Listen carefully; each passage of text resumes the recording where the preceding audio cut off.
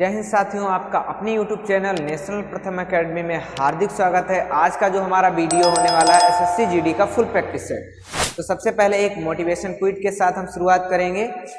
कल को आसान बनाने के लिए आज आपको कड़ी मेहनत करनी ही पड़ेगी। बिल्कुल, यदि हमको कल अपना अच्छा बनाना है दिन, तो आज हमको एक अच्छी मेहनत करनी पड़ेगी।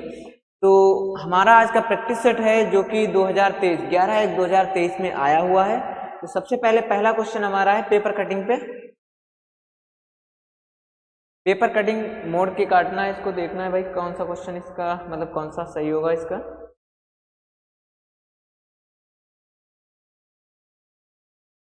अब देखिए इस प्रकार से है, तो ये तो क्लियर है कि जब उस पार जाएगा तो सेम इसी प्रकार आएगा, और ये गोला है आपका इस पार आ जाएगा। और जब इस पार अपोजिट जाएंगे तो ये इस प्रकार से बनेंगे, और ये गोले ऐसे बनेंगे, और ये ऊपर ब्लॉक। अब इस प्रकार की आकृति आपको कहाँ दिख रही होगी भाई? ये भी गलत है, ये इस पार गोले हो गए हैं, गलत। ये वाला ऑप्शन नंबर सी बिल्कुल ही हमारा सही जवाब हो जाएगा। अगला क्वेश्चन है हमारा, यदि ब्रेव को 48 लिखा जा रहा है, ब्रेव को क्या लिख रहे हैं भाई? 48। ब्रेव को 48 मतलब अब इनका नंबर करेंगे। ब्रेव बी कितने पे आता है? 2 पे, आर 18 पे, ए 1 पे, वी 22 पे, और ई आपका आता है 5 पे। जब इनको सभी को जोड़ेंगे 5 2 7 8 8 16 17 18 और 2 और 3 48। मतलब इनके नंबर्स को ऐड कर रहे हैं और लिख दे रहे हैं बस। सेम इसको विक्टर को अगर हम देखें, वी कितने पे आता है? 22 पे, आई कितने पे आता है? 9 पे, सी आता है 3 पे, टी आता है 20 पे, ओ आता है 15 पे, आर आता है 18 पे। सभी को ऐड करेंगे, 8 5 13, 13 3 16, 11 कितना होता है? 9 2 11, 11 3 14, 14 5 19 8 27। सही जुड़ा है। 8 5 13 3 16, 16 9 25 27। इकाई का अंक कितना आना चाहिए? 7 आना चाहिए, तो 87 हो जाएगा। कैरी आपका 2 बना है, 2 2 4 2 6 और 2 8, कितना आ जाएगा? 87। वैसे इकाई के अंक से भी हम देख सकते थे। क्लियर। अगला क्वेश्चन देखते हैं, क्वेश्चन नंबर 3। क्वेश्चन नंबर 3 क्या है? कह रहे 50 60 51 52 वो 51 62। अब देखिए एक एक अंक छोड़कर देखेंगे, इसमें कितना हो रहा है? प्लस का 1, प्लस का 3, यहाँ पर प्लस का 2, प्लस का 4, और यहाँ पे प्लस का 5, यहाँ पर प्लस का 6, और यहाँ पर क्या करेंगे? प्लस का 7 करेंगे। जब 59 में 7 जोड़ेंगे भाई तो कितना हो जाना चाहिए? 66 होना। ऑप्शन नंबर ए बिल्कुल ही हमारा सही जवाब हो जाएगा।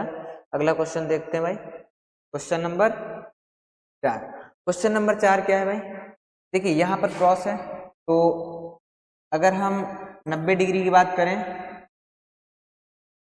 पहले यहाँ पर, फिर उसके बाद में क्रॉस यहाँ पर आया, फिर यहाँ पर आया, अब फिर यहाँ पर आया, और फिर उसके बाद फिर से यहाँ पर क्रॉस आ गया है। अब लास्ट में क्रॉस आपका कहाँ पे आएगा? यहाँ पर। तो ये यहाँ पर आएगा ना, तो ये गलत, ये यहाँ पर सही है, यहाँ पर सही है, गलत। तो 2 ऑप्शन तो हमारे ऐसे ही कट रहे हैं। उसके बाद हम किसी एक को देखेंगे। क्या देखेंगे भाई? कि सबसे पहले स्टार ऊपर की ओर बढ़ा, फिर जब अगले में बढ़ा तो क्रॉस के इस पार बढ़ा, फिर स्टार के तरफ गोला बढ़ा। अब अगली आकृति इसके तरफ बढ़ेगी, त्रिभुज। अब अगली आकृति जो है गोले की तरफ बढ़ेगी। गोले के आगे कुछ भी हो सकता है, गोले के आगे यहाँ पर कुछ है नहीं, यहाँ पर यस है। ऑप्शन नंबर बी बिल्कुल ही हमारा सही जवाब हो जाएगा। अगला क्वेश्चन देखते हैं। कह रहा कुछ नोटबुक, वो सभी नोटबुक कैसी हैं? गुलाबी हैं। सभी नोटबुक कैसी हैं आपकी? गुलाबी हैं। कैसी हैं? पिंक है। क्लियर। सभी गुलाबी शर्ट है, सभी पिंक जो क्या है वो आपके शर्ट है। क्या है? शर्ट है। कुछ शर्ट ट्राउजर है, कुछ शर्ट में क्या है भाई? ट्राउजर। यह हमारा डायग्राम बन गया। क्या सभी ट्राउजर नोटबुक है? सभी ट्राउजर नोटबुक हैं भाई? बिल्कुल भी नहीं है। पहला हमारा गलत हो गया। कुछ ट्राउजर गुलाबी हैं। क्या कुछ ट्राउजर पिंक हैं? कहाँ टच हो रहा है? नहीं हो रहा। दूसरा भी हमारा गलत हो गया।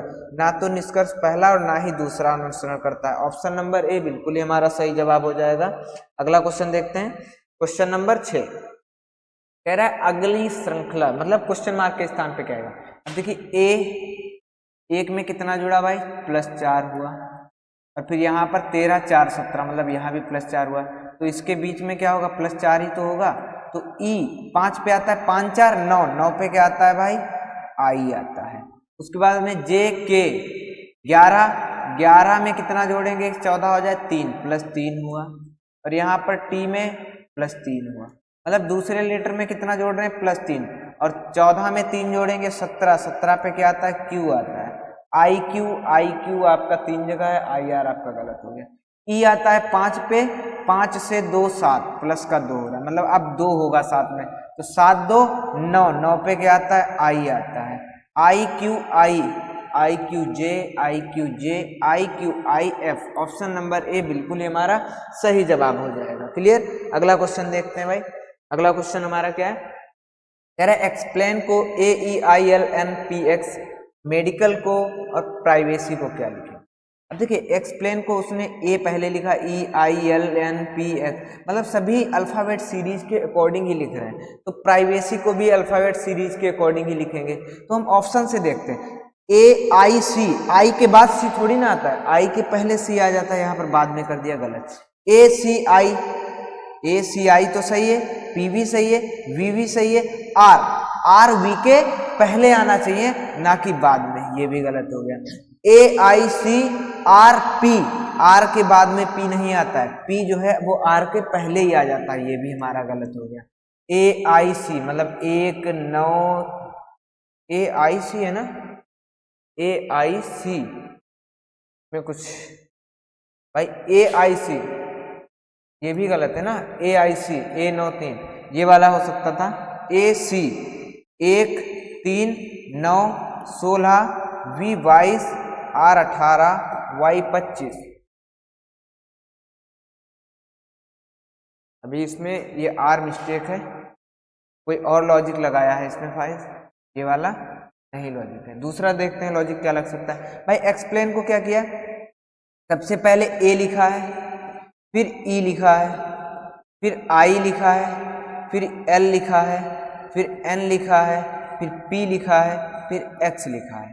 अच्छा तो यहाँ पर क्या हो रहा है भाई, AEI मतलब वोवेल्स जो है वो पहले लिख रखे हैं, उसके बाद में कॉन्सोनेंट्स लिख रखे हैं। क्लियर, वोवेल्स जो है पहले लिख रखे हैं, तो AI ठीक है, CPRY भी, ये भी गलत हो गया भाई। तो इसमें भी AC ये भी गलत हो गया, इसमें AI तो ठीक है, CRP 18 के बाद R के बाद P नहीं आता, ये भी गलत है। अब देखिए AI तो वोवेल है, ये तो पहले लिखे जाएंगे, C आपका 3 पे 16 18 V 22 और 25, तो ये वाला आपका सही हो जाएगा। ऑप्शन नंबर डी हमारा बिल्कुल ही सही जवाब होगा। अगला देखते हैं क्वेश्चन नंबर भाई 8, थोड़ा लॉजिक था। क्वेश्चन नंबर 8 है, कुछ मित्र हैं, 6 मित्र हैं, PQRST एक वृत्ताकार मेज के परितः मेज के केंद्र की ओर मुख करके बैठे। कितने मित्र हैं भाई 6, 1 2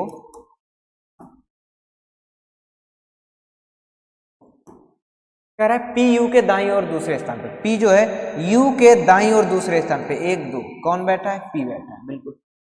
R Q के दाईं और तीसरे स्थान पे, R जो है Q के दाईं और तीसरे स्थान पर।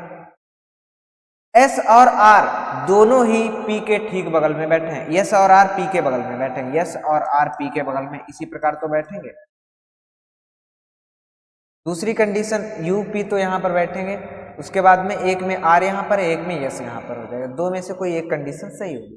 कह रहा है R Q के दाईं और तीसरे स्थान पे, R जो है Q के दाईं और तीसरे स्थान पे, अगर मैं Q को यहाँ पर भी बिठाऊंगा ना तब भी इसके दाईं ओर पे तीसरे स्थान पे P ऑलरेडी बैठा है, तो यहाँ पर नहीं हो सकता।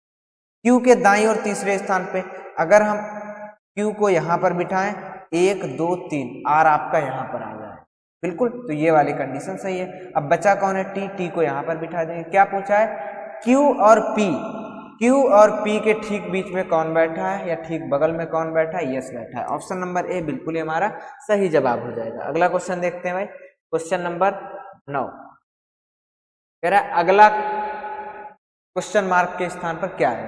अब देखिए डी का उल्टा क्या होता है, जैसे डी का उल्टा W होता है, O का उल्टा L होता है, W का उल्टा D होता है, N का उल्टा M होता है। क्लियर, ये अपोजिट लेटर्स हैं, अपोजिट लेटर्स। अब W के पीछे क्या आता है, V, L के पीछे या L के पहले K आता है, D के पहले C आता है, M के पहले L आता है।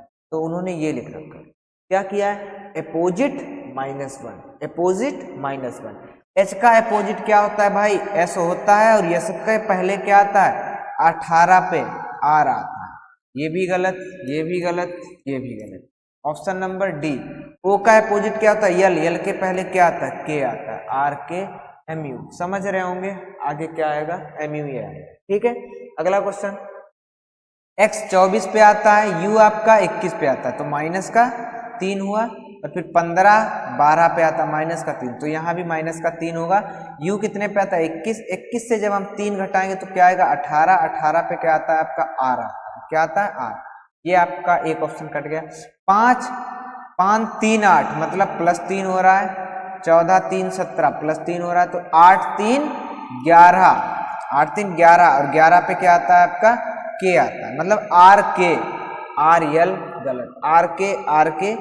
अब उसके बाद में जे 10 पे आता है और यम 13 पे आता है, जे 10 पे आता है, यम 13 पे, मतलब प्लस का 3 फिर से हो रहा है, और यस 19 पे और वी 22 पे प्लस का 3 फिर से हो रहा है, तो यम में भी 3 जोड़ेंगे तो 13 3 16, 16 पे क्या आता है, पी आता है, आर के पी, आर के पी, यहाँ पे आर के क्यू है, तो ऑप्शन नंबर डी बिल्कुल ही हमारा सही जवाब हो जाएगा। अगला देखते हैं क्वेश्चन नंबर 11,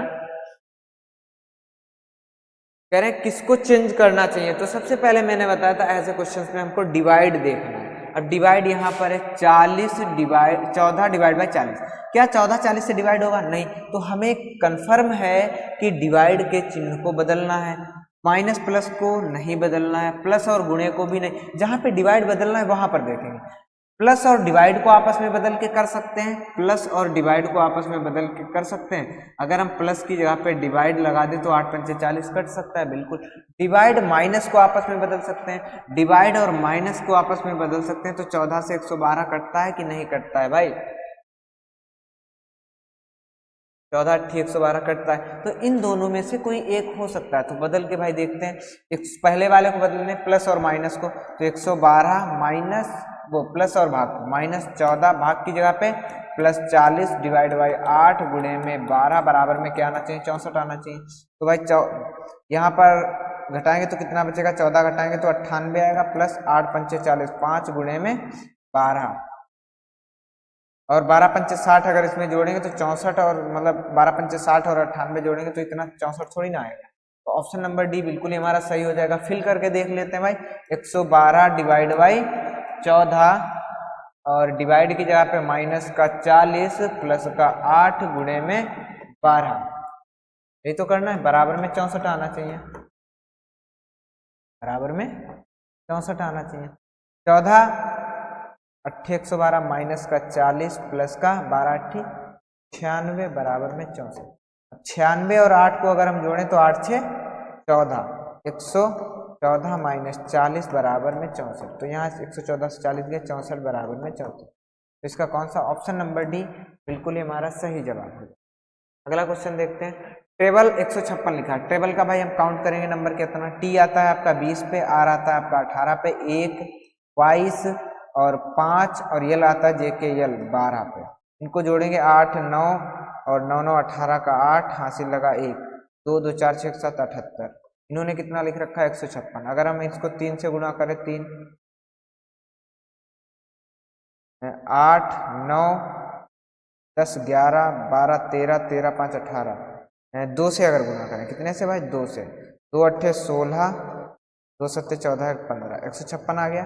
मतलब इनके नंबर को ऐड करके 2 से गुणा करेंगे। आलमंड का देखिए, 1 12 13 15 14 4, जोड़िए 4 4 8 5 13 3 16 3 19 का, और 2 से गुणा करेंगे इसको तो पता है भाई कितना आएगा, इकाई अंक 8 आना चाहिए,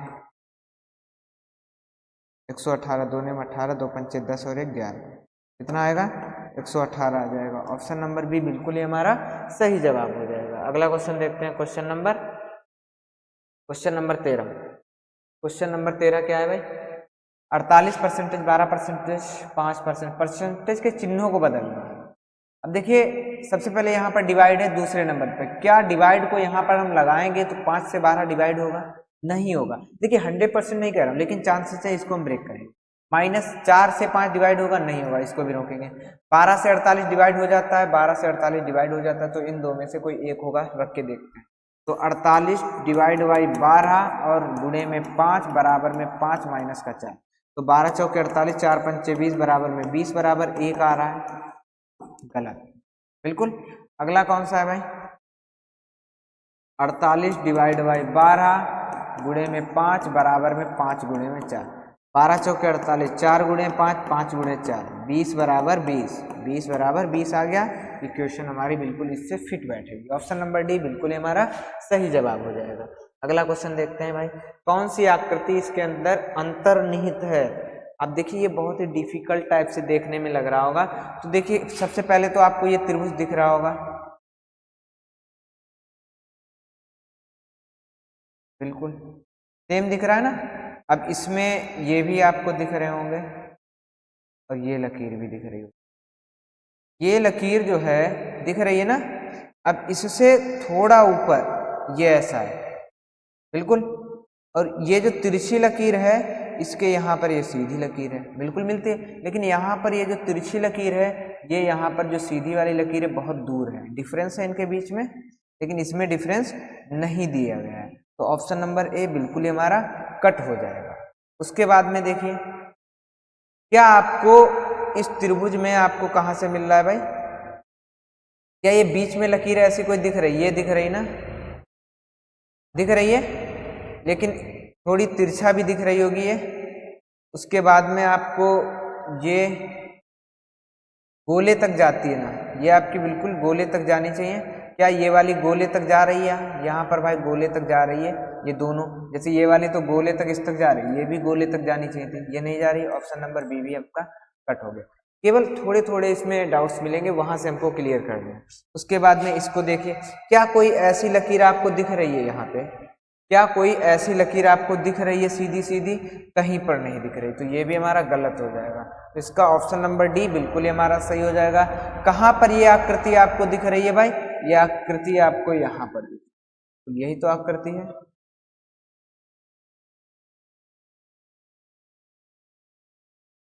यही तो आकृति है भाई।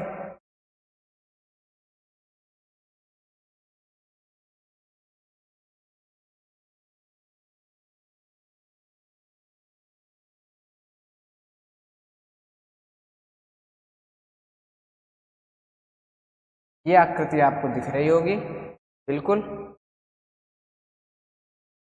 तो ऑप्शन नंबर डी बिल्कुल ही हमारा सही जवाब हो जाएगा। थोड़ा जटिल था, लेकिन थोड़ा ध्यान से देखते तो हो जाएगा। अगला क्वेश्चन है, ए हैज बी का अर्थ है ए बी का भाई है, तो इसका हम सबसे पहले रिलेशन ट्री बनाएंगे। क्या है, एम स्टार जी, मतलब एम स्टार जी का मतलब है एम जी का पुत्र है। एम जो है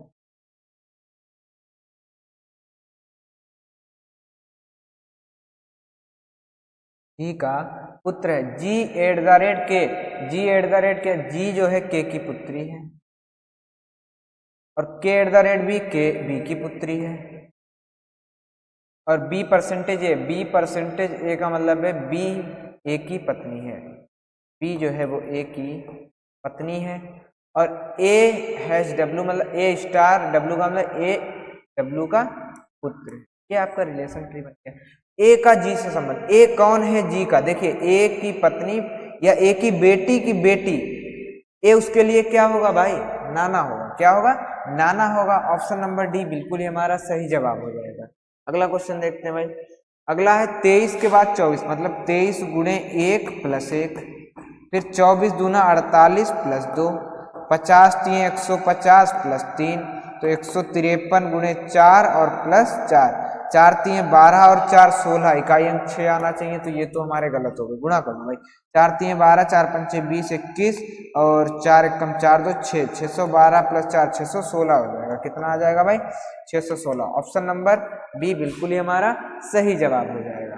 कौन सा, ऑप्शन नंबर बी 616 आएगा। क्लियर। अगला देखते हैं भाई, क्वेश्चन नंबर 17, दर्पण, दर्पण प्रतिबिंब। अब देखिए एक्स आपका हर जगह सेम है, सी देखिए आपका अगर ऐसा है तो जब ये मिरर में आएगा, मतलब ये नीचे वाले एरो में आएगा तो ऐसा ही आएगा, ना कि ऐसा। ठीक, तो ए वाला ऑप्शन कट हो गया। उसके बाद में देखिए डब्ल्यू आपका स्पार्को है, तो ये डब्ल्यू आपका ऐसा हो जाएगा एम की तरह, तो सभी में सेम है। उसके बाद में v नीचे की ओर आ जाएगा, इसमें भी v आपका ऐसा बनना चाहिए, इसमें सेम आ गया है, गलत है बिल्कुल। और आपका डाउट जो है किसमें, a जो है आपका इसमें सेम आ गया है, ये भी गलत है। तो ऑप्शन नंबर सी बचा है, बिल्कुल ये हमारा सही जवाब हो जाएगा। अगला क्वेश्चन देखिए, कह रहा है शब्द अंग्रेजी शब्दकोश के अकॉर्डिंग आपको लिखना है breed, brain, break, brown, broom, bridge. अब इसमें यदि हम देखें तो देखिए यहाँ पर बी आर सभी में सेम है, यहाँ पर ए सबसे पहले ए आएगा ना, तो 2 नंबर वाला पहले आएगा, तो 3 वाले ये गलत हो गए। अब बचा लास्ट में 5 आएगा या 4 आएगा, 5 या 4 का देख लो। 5 में है लास्ट में बी आर आई है, यहाँ पे बी आर ओ है, तो लास्ट में आई नहीं बल्कि ओ आना चाहिए ना, तो 4 वाला बिल्कुल लास्ट में आएगा, उससे पहले 5 आएगा। तो 5 4 किस में आपका, इसमें नहीं है। ऑप्शन नंबर बी बिल्कुल ही हमारा सही हो जाएगा। क्लियर। अब देखें 1 2 के बाद कौन सा आएगा, ब्रीड आएगा, ब्रीक, बी आर ई ए, डी या के, 1 पहले आएगा, उसके बाद में 3 आएगा। ऑप्शन नंबर बी बिल्कुल ही हमारा सही जवाब हो जाएगा। अगला क्वेश्चन देखते हैं भाई, क्वेश्चन नंबर 19, गणितीय संक्रिया के अकॉर्डिंग आपको लिखना है। अब इसको अगर हम जोड़ें तो कितना होता है भाई, 11 + 20 31 होता है। अगर हम 11 से मल्टीपल कर दें तो 341 हो जाएगा। 25 और 33 को अगर हम जोड़े, 25 + 33 तो कितना होता है 8 58, और इसको 11 से गुणा करेंगे, 8 8 5 13, 5 और 1 6 638 होता है। सेम इसी प्रकार आपका आना चाहिए, सेम इसी प्रकार आना चाहिए। तो देखिए 1 और 0 को जोड़ते हैं, 1 और 1 का 11 से मल्टीपल करते हैं, इकाई अंक 1 आना। तो यहाँ पे 7 4 11, 11 को जब 1 इकाई अंक आ रहा है 1 से गुणा करेंगे तो 1 आएगा, यहाँ पर 3 आ रहा है। 2 और 2 4, 4 1 4, सही है। 5 और 0 5, 5 1 5, ये भी हो सकता है। 9 2 11 1 11, ये भी हो सकते हैं। तो इकाई के अंक से तो ये वाला कट हो गया। अब इनको देखेंगे, 12 + 32 को अगर हम ऐड करें तो कितना हो जाएगा भाई 44, और इसको 11 से गुणा करेंगे, 4 8 4 12, 484। ऑप्शन नंबर बी बिल्कुल ही हमारा सही जवाब हो जाएगा। अगर इसको हम देखें तो 45 × 11 अगर हम करें तो 5 9 4 495 आएगा, ना कि 625, ये भी हमारा गलत हो जाएगा। तो ऑप्शन नंबर बी बिल्कुल ही हमारा सही जवाब हो जाएगा। अगला है 6 उम्मीदवार बालू, चरण, दिनेश, इमरान और फरहान एक समूह में वृत्ताकार में से केंद्र की ओर मुख करके बैठे। 6 लोग हैं।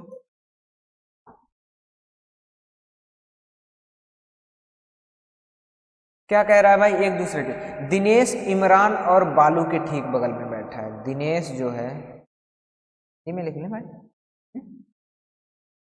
दिनेश इमरान और बालू के ठीक बगल में बैठा, मतलब बीच में बैठा। दूसरी स्थिति क्या हो सकती है आपकी भाई, हो सकता है आपका बालू इस पार हो और इमरान आपका इस पार हो। क्लियर।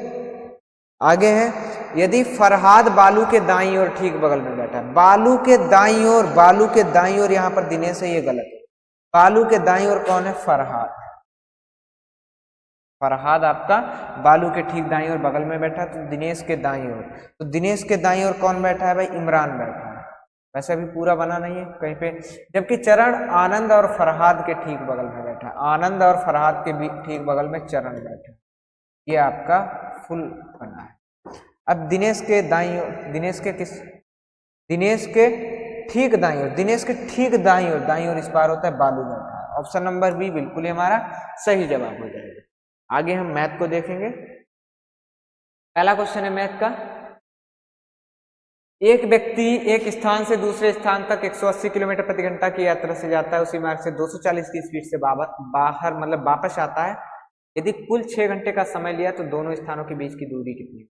तो मैं कहूँगा एवरेज स्पीड निकाल लेते हैं। एवरेज स्पीड क्या हो जाएगी, मैंने बताया था एवरेज, अगर दूरी नियत है तो एवरेज स्पीड आप वर्क एंड टाइम के अकॉर्डिंग लगा सकते हैं। इनका एलसीएम होगा आपका 720, 18 चौके 72, 24 72, टोटल कितना है 7। तो एवरेज स्पीड कितनी हो जाएगी आपके 720 बटे में 7, और दूरी 2 है तो 2 से गुणा करेंगे तो दोनों दूरियों निकल के आ जाएंगे। एवरेज स्पीड हो गई। आपका टाइम कितना लग रहा है भाई, 6 घंटे। तो दूरी बराबर में क्या आता है, स्पीड इंटू टाइम। स्पीड है आपकी 720 बटे में 7, टाइम है आपका 6, गुणा करेंगे 6 दूनी 12, 6 तो 42 और 4320 बटे में 7। 7 से डिवाइड करेंगे 4320 को, 6 7 42, 7 6 42, 7 6 42, 6 ऑप्शन 2 आपके कट गए। उसके बाद में देखते हैं कितना आ रहा है, 7 एकम 7, 7 सती 49, 7 एकम 7, 617.14। ऑप्शन नंबर बी बिल्कुल ही हमारा सही जवाब हो जाएगा। अगला क्वेश्चन देखते हैं, क्वेश्चन नंबर 2 कह रहा 5,000 रुपये पर एक वर्ष के लिए 4% वार्षिक ब्याज की दर से वार्षिक और अर्धवार्षिक रूप में चक्रवृद्धि दिए जाने पर चक्रवृद्धि ब्याज में अंतर कितना होगा। अच्छा देखिए, एक वर्ष का चक्रवृद्धि ब्याज आपका अगर हम देखें 4% रेट है तो 4% बनेगा। अगर अर्धवार्षिक कर दें तो रेट आपकी 2% हो जाएगी, तो 2% मिलेगा ही, और अगले वर्ष 2 तो मिलेगा, 2 का भी 2% और मिलेगा, तो कितना 0.04, मतलब 2.04% और मिलेगा। तो यहाँ पर 4.04% मिलेगा कंपाउंड इंटरेस्ट। ये अर्धवार्षिक होगा और ये वार्षिक होगा, तो इनके बीच अंतर कितना है भाई, 0.04% का।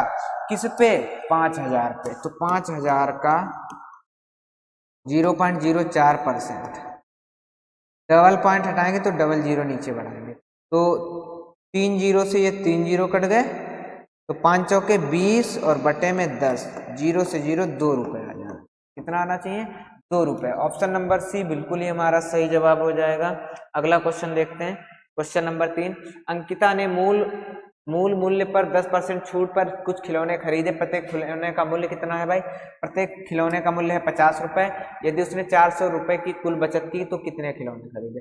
50 रुपए का खिलौना था, 10% की छूट पे वो खरीद रही थी, तो एक खिलौने पे कितनी छूट मिल रही है उसको, 9/45 रुपए का वो खरीद रही है, तो 5 रुपए की छूट मिल रही है। कितने की छूट, कितनी मिल रही है भाई, 5 रुपए की, लेकिन वो बता रहे हैं 450, तो एक खिलौने की छूट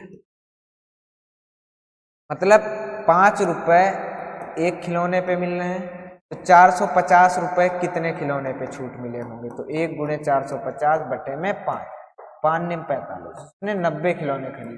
कितने, 90 खिलौने खरीदे होंगे। ऑप्शन नंबर सी बिल्कुल ही हमारा सही जवाब हो जाएगा। क्वेश्चन नंबर 4 है, ए एक कार्य का 80% 20 दिनों में करता है। अब देखिए, ए जो है 80% 20 दिनों में करता है, तो पूरा कार्य कितने दिनों में करेगा भाई, 100% कार्य कितने दिनों में कर लेगा, 25 दिन लगेंगे कि नहीं लगेंगे, बिल्कुल लगेंगे भाई। 20 चौके 80, 25 चौके 100। तो ए एक पूर्ण कार्य को कितने दिनों में कर लेता है, 25 दिनों में।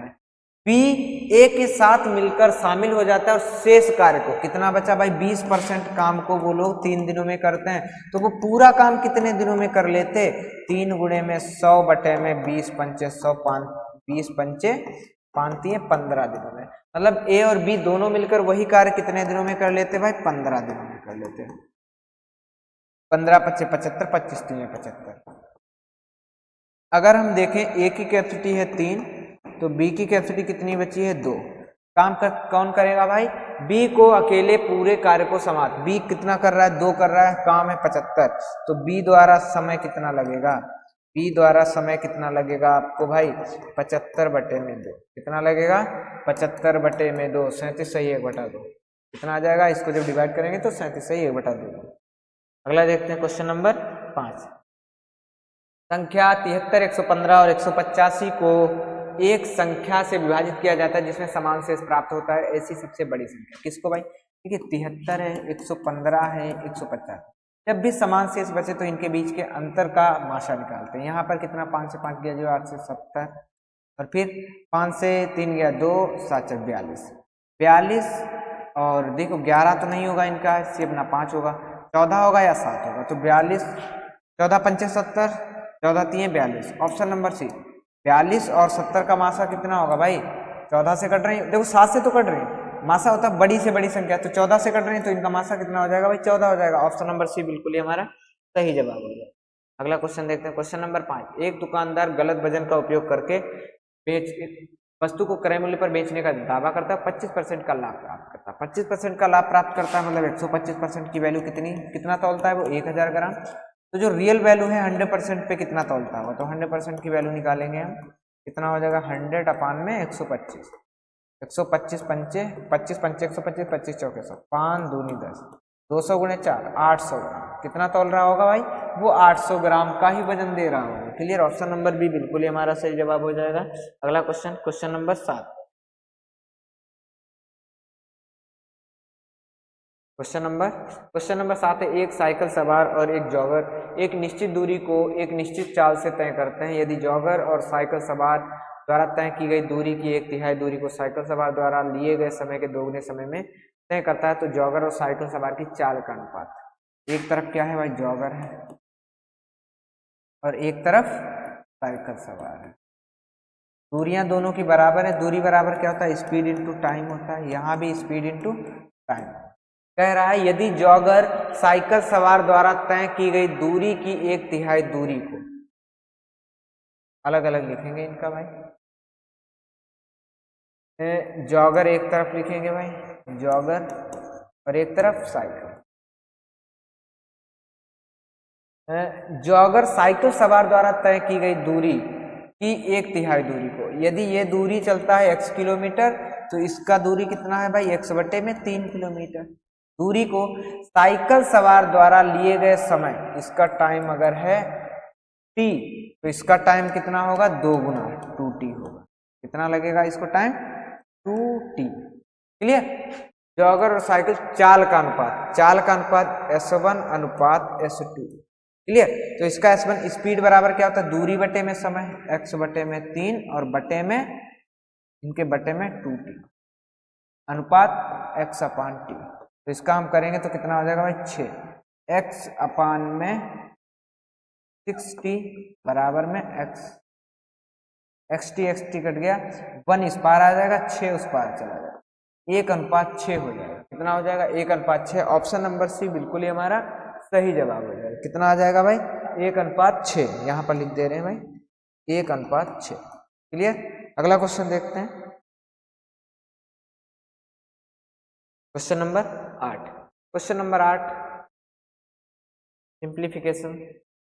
देखिए सबसे पहले हम ऑफ को सॉल्व करेंगे तो 16 गुणे में 9 डिवाइड बाई 4 दूनी 8 आ गया। यहाँ पर 3 गुणे में 3 माइनस 2 गुणे में 3 डिवाइड बाई कितना, 2 से 4 को डिवाइड, 2 बचेगा।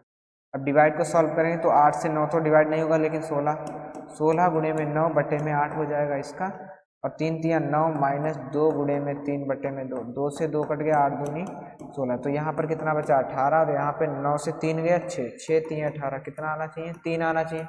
ऑप्शन नंबर बी बिल्कुल ही हमारा सही जवाब हो जाएगा। अगला क्वेश्चन देखते हैं। क्वेश्चन है क्वेश्चन नंबर 9, एक पुरुष का व्यय उसकी आय का 70%, मतलब आय को अगर हम 100 माने तो उसका व्यय कितना है, 70 है। तो बचत कितनी होगी भाई, बचत उसकी होगी 30। कह रहा आय में 20 और 50% की 2 क्रमिक वृद्धि की जाए। पहले 20% बढ़ाया 120 हो गया, फिर 50% बढ़ाया तो 150, 00 से 00, 00 से 15 बराबर 180 होता है। कितना होता है, 180। अब उसकी आय कितनी हो गई, 180 हो गई, और जो उसकी बचत है पिछली बचत की 2.5 गुना, मतलब 30 का 2.5 गुना कितना होता है भाई, पॉइंट से 0 कट गया, 25 3 75 हो गई। बचत कितनी हो गई, 75। तो उसका खर्च कितना है भाई, 105 है। कितना है भाई, 180 आय है, बचत है 75, तो खर्च कितना है, 100। कितनी वृद्धि हो रही भाई, 35 की वृद्धि हो रही, किस पे, 70 पे, गुणे में 100 कर देंगे, 35 दूना 70, 2 से 100 को काटेंगे तो 50%। कितनी वृद्धि हुई, 50% कम नहीं, 50% अधिक हो गया।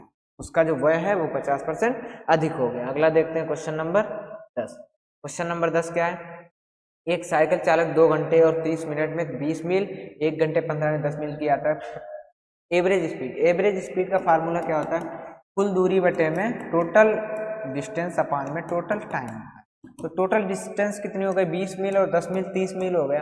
टोटल टाइम कितना है इस बार, 2.5 घंटे। 2.5 घंटे को हम कैसे लिखते हैं भाई, 2 सही 1/2 घंटे, और प्लस 1 घंटा 15 मिनट को कैसे लिखें, 1 घंटा 15 मिनट को जब हम 60 से तो 1/4। इस बार 2 दूना 4 1 5/2 प्लस 4 5/4। तो इस बार एलसीएम का 4 हो गया, 10 प्लस 5 15/4 घंटे ये लगे। क्लियर। तो टोटल टाइम है 15/4 घंटे, 15 दूनी 30 और 4 ये ऊपर जाएगा तो 8।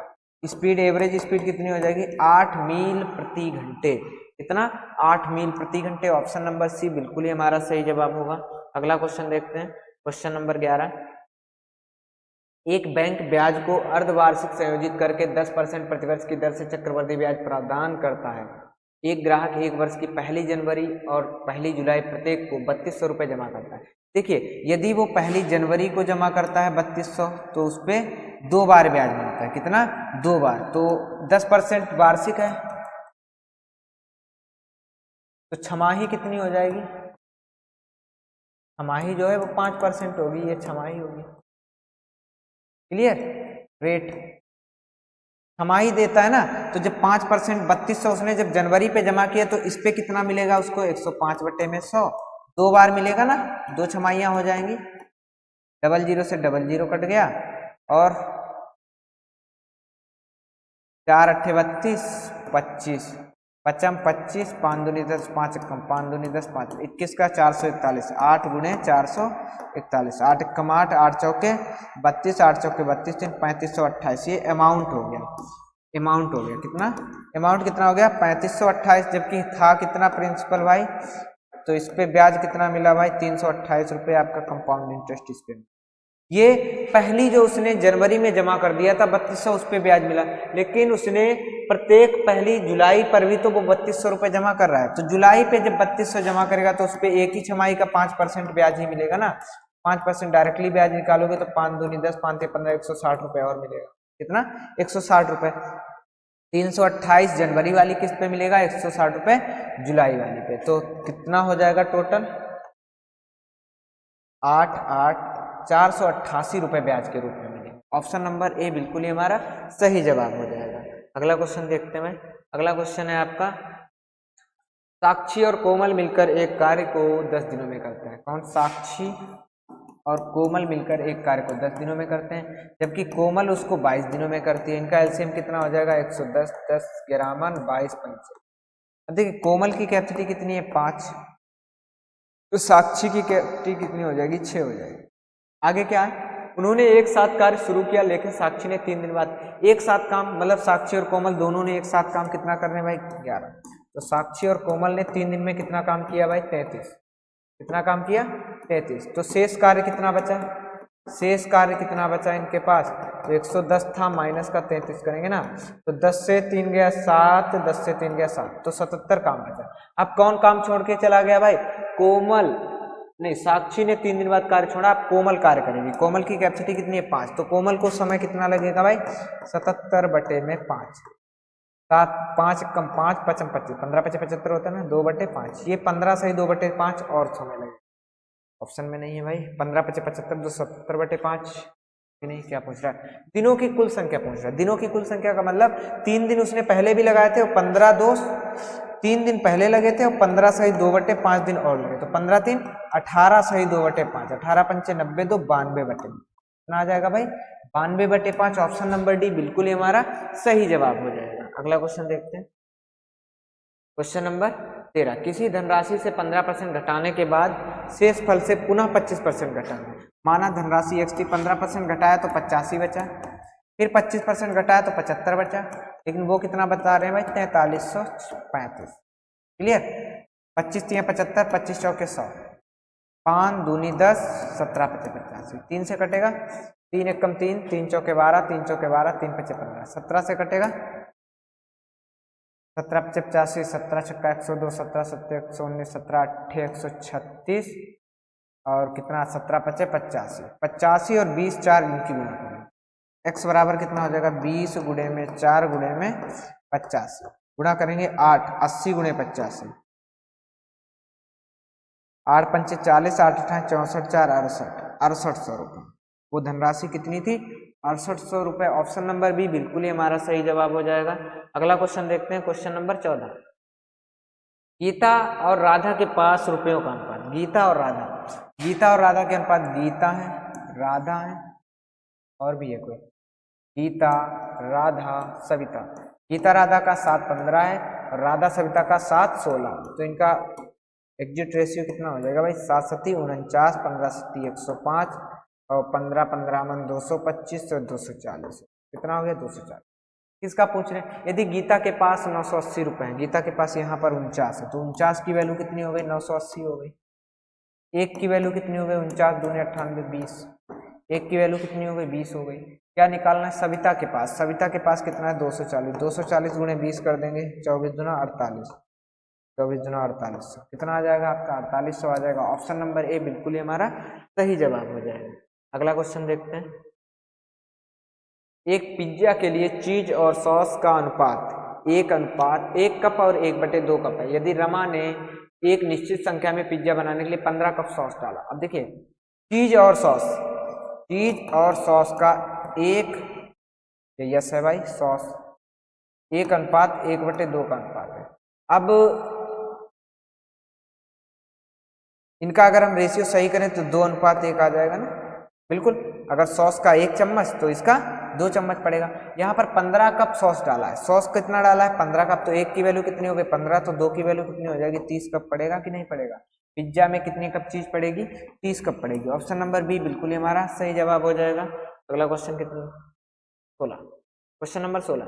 एक तेज लोकल ट्रेन 60 किलोमीटर की यात्रा के लिए धीमी ट्रेन से 30 मिनट कम समय लेती है। यदि धीमी लोकल ट्रेन की चाल तेज लोकल ट्रेन की चाल से 20 किलोमीटर कम है तो धीमी लोकल, इसको बाई ऑप्शन से हम कर सकते हैं, बिल्कुल। दूरी कितनी है भाई 60 किलोमीटर। ये धीमी ट्रेन की चालें दे रखी हैं। अगर धीमी की 60 होगी तो तेज वाली की कितनी हो जाएगी 80 हो जाएगी। 60 की स्पीड से इसको कितने लगेंगे भाई, इसको लगेंगे 1 घंटे, और तेज वाली ट्रेन को कितना लगेगा टाइम 80, 60/80, 20 × 60, 20 × 80 मिनट। अगर हम देखें तो 15 × 45 मिनट, कितना लगेगा 45 मिनट लगेगा। तो इनका अंतर कितना है भाई 15 मिनट का है, कितना है 15 मिनट का। तो ऑप्शन नंबर ए बिल्कुल ही हमारा कट हो जाएगा। यदि हम एक की 40 माने तो दूसरे की कितनी हो जाएगी 60 हो जाएगी। 40 की स्पीड से जब 60 किलोमीटर जाएगा तो 1 घंटा 30 मिनट लगेगा, और 60 की स्पीड से 60 किलोमीटर जाएगा तो 1 घंटा इसको लगेगा। तो कितना समय भाई पहले पहुंच रहा है 30। तो ऑप्शन नंबर बी बिल्कुल ही हमारा सही हो जाएगा। ऑप्शन 22 हम इसको कर सकते थे। क्लियर। अगला देखते हैं क्वेश्चन नंबर 17। लंबाइयां 10 मीटर, चौड़ाई 6 मीटर, ऊंचाई 8 मीटर के घनाभी कमरे। अधिकतम छड़ी का मतलब विकर्ण आपको ज्ञात करना है, L² + B² + H², यही तो होता है विकर्ण घनाभ का। तो L का मतलब 10 का square 100 metre square, plus 36 metre square, plus 8 × 8 64 metre square. 64, 36, 100, 100, 200, 200 metre square. 200 में से 100 का तो 10 निकल के आ जाएगा, रूट में 2 बचेगा, मीटर स्क्वायर का मीटर 10√2 कितना आ जाएगा भाई 10√2 आ जाएगा। ऑप्शन नंबर सी बिल्कुल ही हमारा सही जवाब होगा। अगला क्वेश्चन देखते हैं, क्वेश्चन नंबर 18। एक महिला किसी वस्तु को 950 रुपये में खरीदती है और 1150 रुपये में बेचती है। अब भाई 950 में खरीदा, 1150 में 200 रुपये का प्रॉफिट हुआ, किस पे हुआ 950 पे, गुणे में 100, 0 से 0, 5 से काटेंगे 19 × 5 = 95, 5 दूनी 10, मतलब 400/19, 19 दूना 38, 19 से जब 400 को काटेंगे 19 दूना 38, 19 से कम 19, पॉइंट लगाएंगे, 0 बढ़ाएंगे, फिर 0 बढ़ाएंगे, फिर 0, 19 × 5 = 95, 21.05, लगभग में 21%। ऑप्शन नंबर ए बिल्कुल ही हमारा सही जवाब हो जाएगा। अगला क्वेश्चन देखते हैं भाई, क्वेश्चन नंबर 19। एक घनाभ की लंबाई, चौड़ाई और ऊंचाई क्रमशः इतनी है। छोटे घन बनाने के लिए इसे पिघलाया जाता है। यदि घन की एक भुजा 6 सेंटीमीटर है तो प्रत्येक घन की, मतलब इसके आयतन से डिवाइड कर देंगे इसका आयतन, तो घनों की संख्या हो जाएगी। घनों की संख्या बराबर में क्या, बड़े मतलब घनाभ का आयतन क्या होता है 24 × 18 × 12, और घन का आयतन कितना हो जाएगा 6 × 6 × 6, 6 दूनी 12, 6 3 18, 6 चौके 24, 4 3 12 दूनी 24 घन बनेंगे। कितने बनेंगे 24 घन। ऑप्शन नंबर सी बिल्कुल ही हमारा सही जवाब हो जाएगा भाई। अगला और लास्ट क्वेश्चन आज का हमारा है, एक वस्तु पर एक दुकानदार अंकित मूल्य पर 7.5% की छूट देता है। कितना 7.5%, मतलब MP उसका कितना था 100 रुपये, 7.5% की छूट दी तो और 10% कैशबैक भी देता है, तो वो कितने में बेच लेता है भाई 7 घटाएंगे तो 93, मतलब 92.5% की छूट देता ही है, मतलब 92.5, और उसके बाद 10 रुपये और घटा देता है, 10 रुपये और घटा देता है। अभी भी वह 5 रुपये वस्तु कमाता है वस्तु पर, तो उसका CP कितना रहा होगा भाई 92.5% माइनस का 5, यही CP रहा होगा। क्लियर। कह रहा है यदि x रुपए प्रत्येक वस्तु का अंकित मूल्य है, प्रत्येक वस्तु का अंकित मूल्य यहाँ पर 100, तो मैं कहूँगा 100 बराबर कितना है x, तो प्रत्येक वस्तु का क्रय मूल्य इतना है ना, इसको -5 हम लास्ट में भी जोड़ सकते हैं, तो भाई 5% की वैल्यू निकालिए। 92.5% की वैल्यू कितनी जो x गुणे में 92.5 बटे में 100 से जब भाग करेंगे तो 0.925 x और ये माइनस का 5 और हम कर देंगे तो हमारा कौन सा ऑप्शन सही होना चाहिए भाई? -5। ऑप्शन नंबर डी बिल्कुल ही हमारा सही हो जाएगा। क्लियर? तो अब हम जीएस के पोर्शन को देखने वाले हैं जो पार्ट नंबर 2 है हमारा।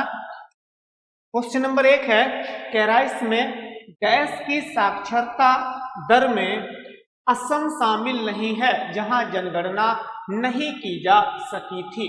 तो 1981 की जनगणना में ऐसा हुआ था या 1951 की जनगणना में ऐसा हुआ था या फिर 1961 की जनगणना में ऐसा हुआ था या फिर 1971 की जनगणना में ऐसा हुआ था। तो इसका राइट जवाब हो जाएगा ऑप्शन ए।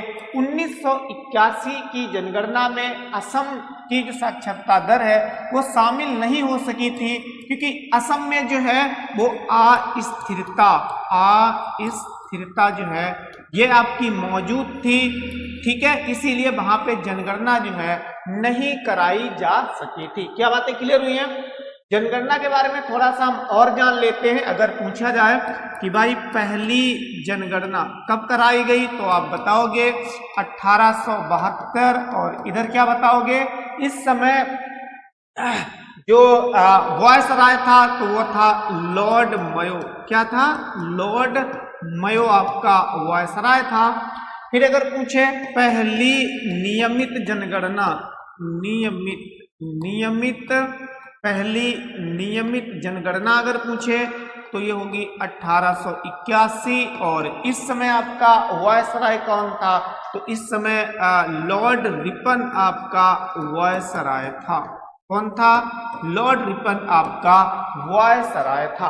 अगर हम बात करें कि पूछा जाता है कि बताओ ऐसी जनगणना कौन सी है जिसको विभाजक वर्ष या जनगणना का विभाजक वर्ष कहा जाता है, तो बताओगे आप 1921 की जो जनगणना हुई थी उसमें ऐसा पहली बार हुआ था कि जो इससे पीछे जनगणना हुई थी 1911 में और फिर 1911 के बाद में जो 1921 में हुई तो इसमें पहली बार जनसंख्या भारत की घट गई थी। तो इससे हम विभाजक वर्ष भी बोलते हैं, विभाजक वर्ष भी बोलते हैं, या आप ऐसे कह सकते हो कि पहली जनगणना ऐसी थी जिसमें दशकीय जनसंख्या वृद्धि जो थी वो माइनस में चली गई थी। उसका मेन रीजन ये था कि 1914 से और 1918 तक जो पहला विश्व युद्ध हुआ था तो उसके कारण जनसंख्या काफी ज्यादा मारी गई थी। फिर उसके बाद में भुखमरी भी भारत में फैल गई थी, ठीक है, और भी काफी कारण रहे थे। मंदी काफी ज्यादा आ गई थी, लोगों को रोजगार नहीं मिल रहा था, लोग अपना पेट भी नहीं भर पा रहे थे। तो क्या इतनी चीजें समझ में आ रही हैं? कुछ और देख लेते हैं इंपॉर्टेंट फैक्ट्स जो कि हमारे एग्जाम में जो है आपके बन सकते हैं। फिर इसके अतिरिक्त में आप जान सकते हो कि 2011 की जो लास्ट में जनगणना हुई ये भारत की कुल मिला के 15वीं जो जनगणना थी वो 15वीं जनगणना है, ठीक है। तो ये भी पॉइंट आपको जो है जानना है। इसमें जो है कुल मिला के 29 प्रश्न पूछे गए थे। इस जनगणना में कितने प्रश्न पूछे गए थे? 29 प्रश्न जो है आपके 2011 की जनगणना में पूछे गए थे। एक और भी फैक्ट्स आपके लिए इंपॉर्टेंट हो सकता है इसमें कि जब ये जनगणना कराई गई थी तो इस समय भारत में जो महानगर होते हैं, ठीक है, जो महानगर होते हैं तो उनकी संख्या कितनी थी? तो उनकी संख्या थी आपकी 53। कितनी थी भाई? 53 थी। ये क्वेश्चन बहुत इंपॉर्टेंट हो सकता है क्योंकि इजीली ये क्वेश्चन ऐसे आपके हर जगह जो है नहीं दिया जाता है, ठीक है। और इसके बारे में 2011 की जनगणना के ऊपर मैंने सेपरेटली वीडियो बना रखी है, तो उस पर भी आप जो है उसको जो है आप वॉच कर सकते हैं, देख सकते हैं। ये ऐसी जानकारी है कि हर उसमें जो है आपके सेक्शन में नहीं दी जाती है, ठीक है। चलिए आगे बढ़ते हैं, क्वेश्चन नंबर 2 लेते हैं। अर्थशास्त्र में अर्थव्यवस्था में भ्रष्टाचार, काला धन, आतंकवाद और नकली मुद्रा के प्रसार की समस्या से निपटने के लिए नोटबंदी भारत सरकार द्वारा देश में चलाई गई एक नई पहल थी। कुल मिला के कह रहा है कि जो रिसेंटली जब मोदी जो है भारत के पीएम थे तो उन्होंने एक बार नोटबंदी की घोषणा की थी, तो कह रहा वो कब की गई थी, नवंबर 2016 में या अक्टूबर 2017 में या अक्टूबर 2016 में या फिर नवंबर 2017 में। तो इसका राइट जवाब होगा ये जो है आपकी जिसे नोटबंदी बोलते हैं, ये नवंबर 2016 में प्रारंभ की गई थी। इसके तहत जो है 500 के नोट, ये तो आप जानते होंगे, और प्लस 1000 नोट को जो है बंद कर दिया गया था। ये भी पूछा जा सकता है आपसे, ठीक है। इसके अलावा में कुछ डेट्स और कुछ ईयर्स हैं, आपको जो है वो ध्यान रखने पड़ेंगे। जैसे एक ध्यान रखिए, 2 जून वाला बहुत पूछा जाता है। 2 जून 2014 को जो है भारत का लास्ट जो आपका राज्य था तेलंगाना, उसका गठन किया गया था। किसका गठन किया गया? तो तेलंगाना जो राज्य है उसका गठन किया गया था। कब? 2 जून 2014 को। फिर 2019 हमारे लिए काफी इंपॉर्टेंट है। 2019 में आप जो है ध्यान रखेंगे कि जो जम्मू कश्मीर है, क्या है, जो जम्मू कश्मीर है उसको यूटी का दर्जा दिया गया था। कब? तो 31 अक्टूबर। बहुत इंपॉर्टेंट क्वेश्चन है ये। 31 अक्टूबर और 2019 को ऐसा जो है किया गया था, जम्मू कश्मीर को एक यूटी का दर्जा भारत में दिया गया था। क्योंकि इससे पहले जो था जम्मू कश्मीर एक विशेष राज्य का दर्जा इसे जो है प्राप्त था, लेकिन यहां तक आते आते इसे जो है समाप्त कर दिया गया। फिर आपने एक CAA का भी नाम आपने सुना होगा। तो CAA जो है ये कब लाया गया भारत में? तो ये आई थिंक 9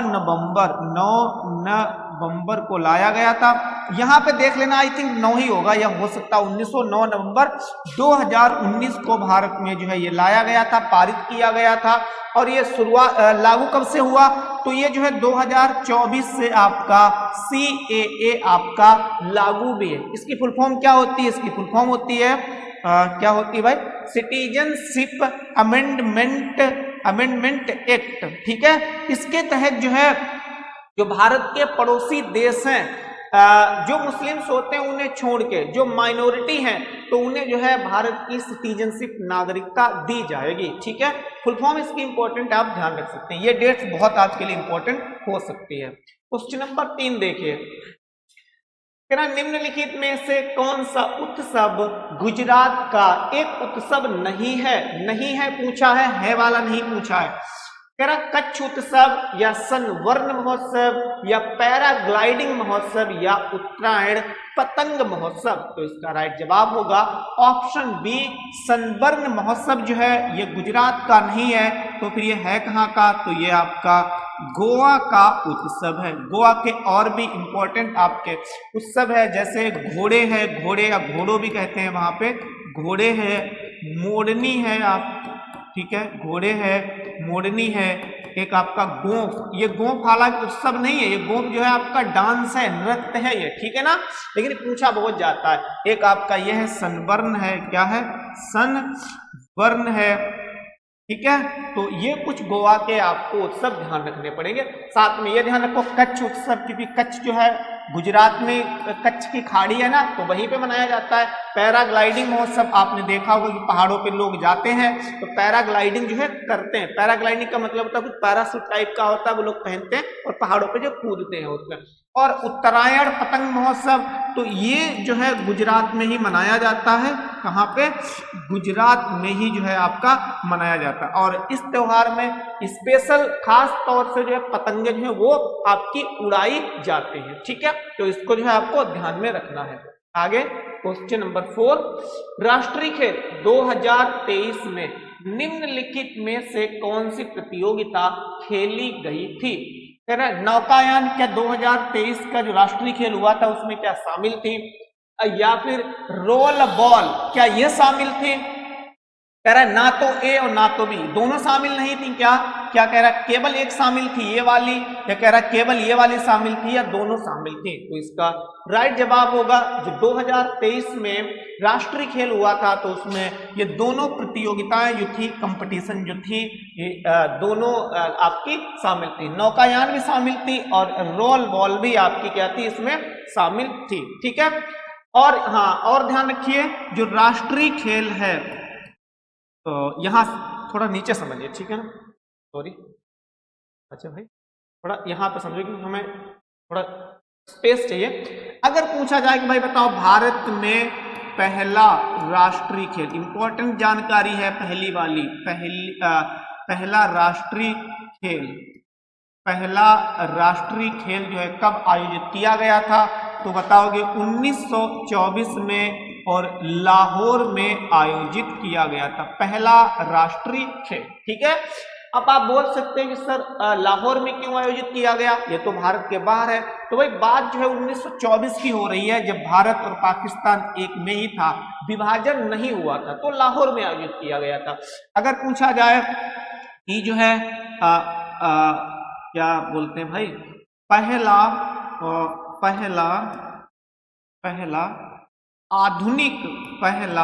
आधुनिक, अगर ऐसे पूछे पहला आधुनिक राष्ट्रीय खेल, भारत के बारे में बात हो रही है, भारत का पहला, तो बताओगे 1940 में हुआ था। और कहाँ हुआ था? तो मुंबई में हुआ था। कहाँ हुआ था? मुंबई में हुआ था। अगर वही पूछे भाई स्वतंत्र भारत का पहला राष्ट्रीय खेल, स्वतंत्र भारत का पहला राष्ट्रीय खेल, तो 1948 में, और यूपी की कैपिटल LKO, इसका मतलब है लखनऊ में आयोजित किया गया था। अगर पूछे कि जो ओलंपिक के तर्ज पर, ओलंपिक के तर्ज पर पहला राष्ट्रीय खेल कहां और कब आयोजित किया गया था? तो आंसर बताओगे 1985 में, और आपकी न्यू जो दिल्ली है वहां पे आयोजित किया गया था। सॉरी एच बना दिया मैंने भाई, दिल्ली की जो स्पेलिंग पता है वो भी गलत हो जाएगी। ठीक है, क्या इतनी चीजें क्लियर हुई है? साथ में और जान लीजिए, रिसेंटली आपका जो है 18वां राष्ट्रीय खेल हो रहा है। ठीक है, कहाँ हो रहा है ये? तो ये हो रहा है आपकी यूके में। यूके का मतलब उत्तराखंड की राजधानी देहरादून में आपका जो है हो रहा है। और राष्ट्रीय जो खेल है ये जो है 2 वर्ष के अंतराल पर होता है, जैसे कि आपके जो है और भी T20 है तो वो भी 2 वर्ष के अंतराल पे होता है ना। तो राष्ट्रीय खेल के बारे में इतनी जानकारी आपको जो है ध्यान में रखनी है। आगे क्वेश्चन नंबर 5, गोपिका वर्मा को डैश है में उनके योगदान के लिए राष्ट्रीय नाटक अकादमी पुरस्कार 2018 से सम्मानित किया गया।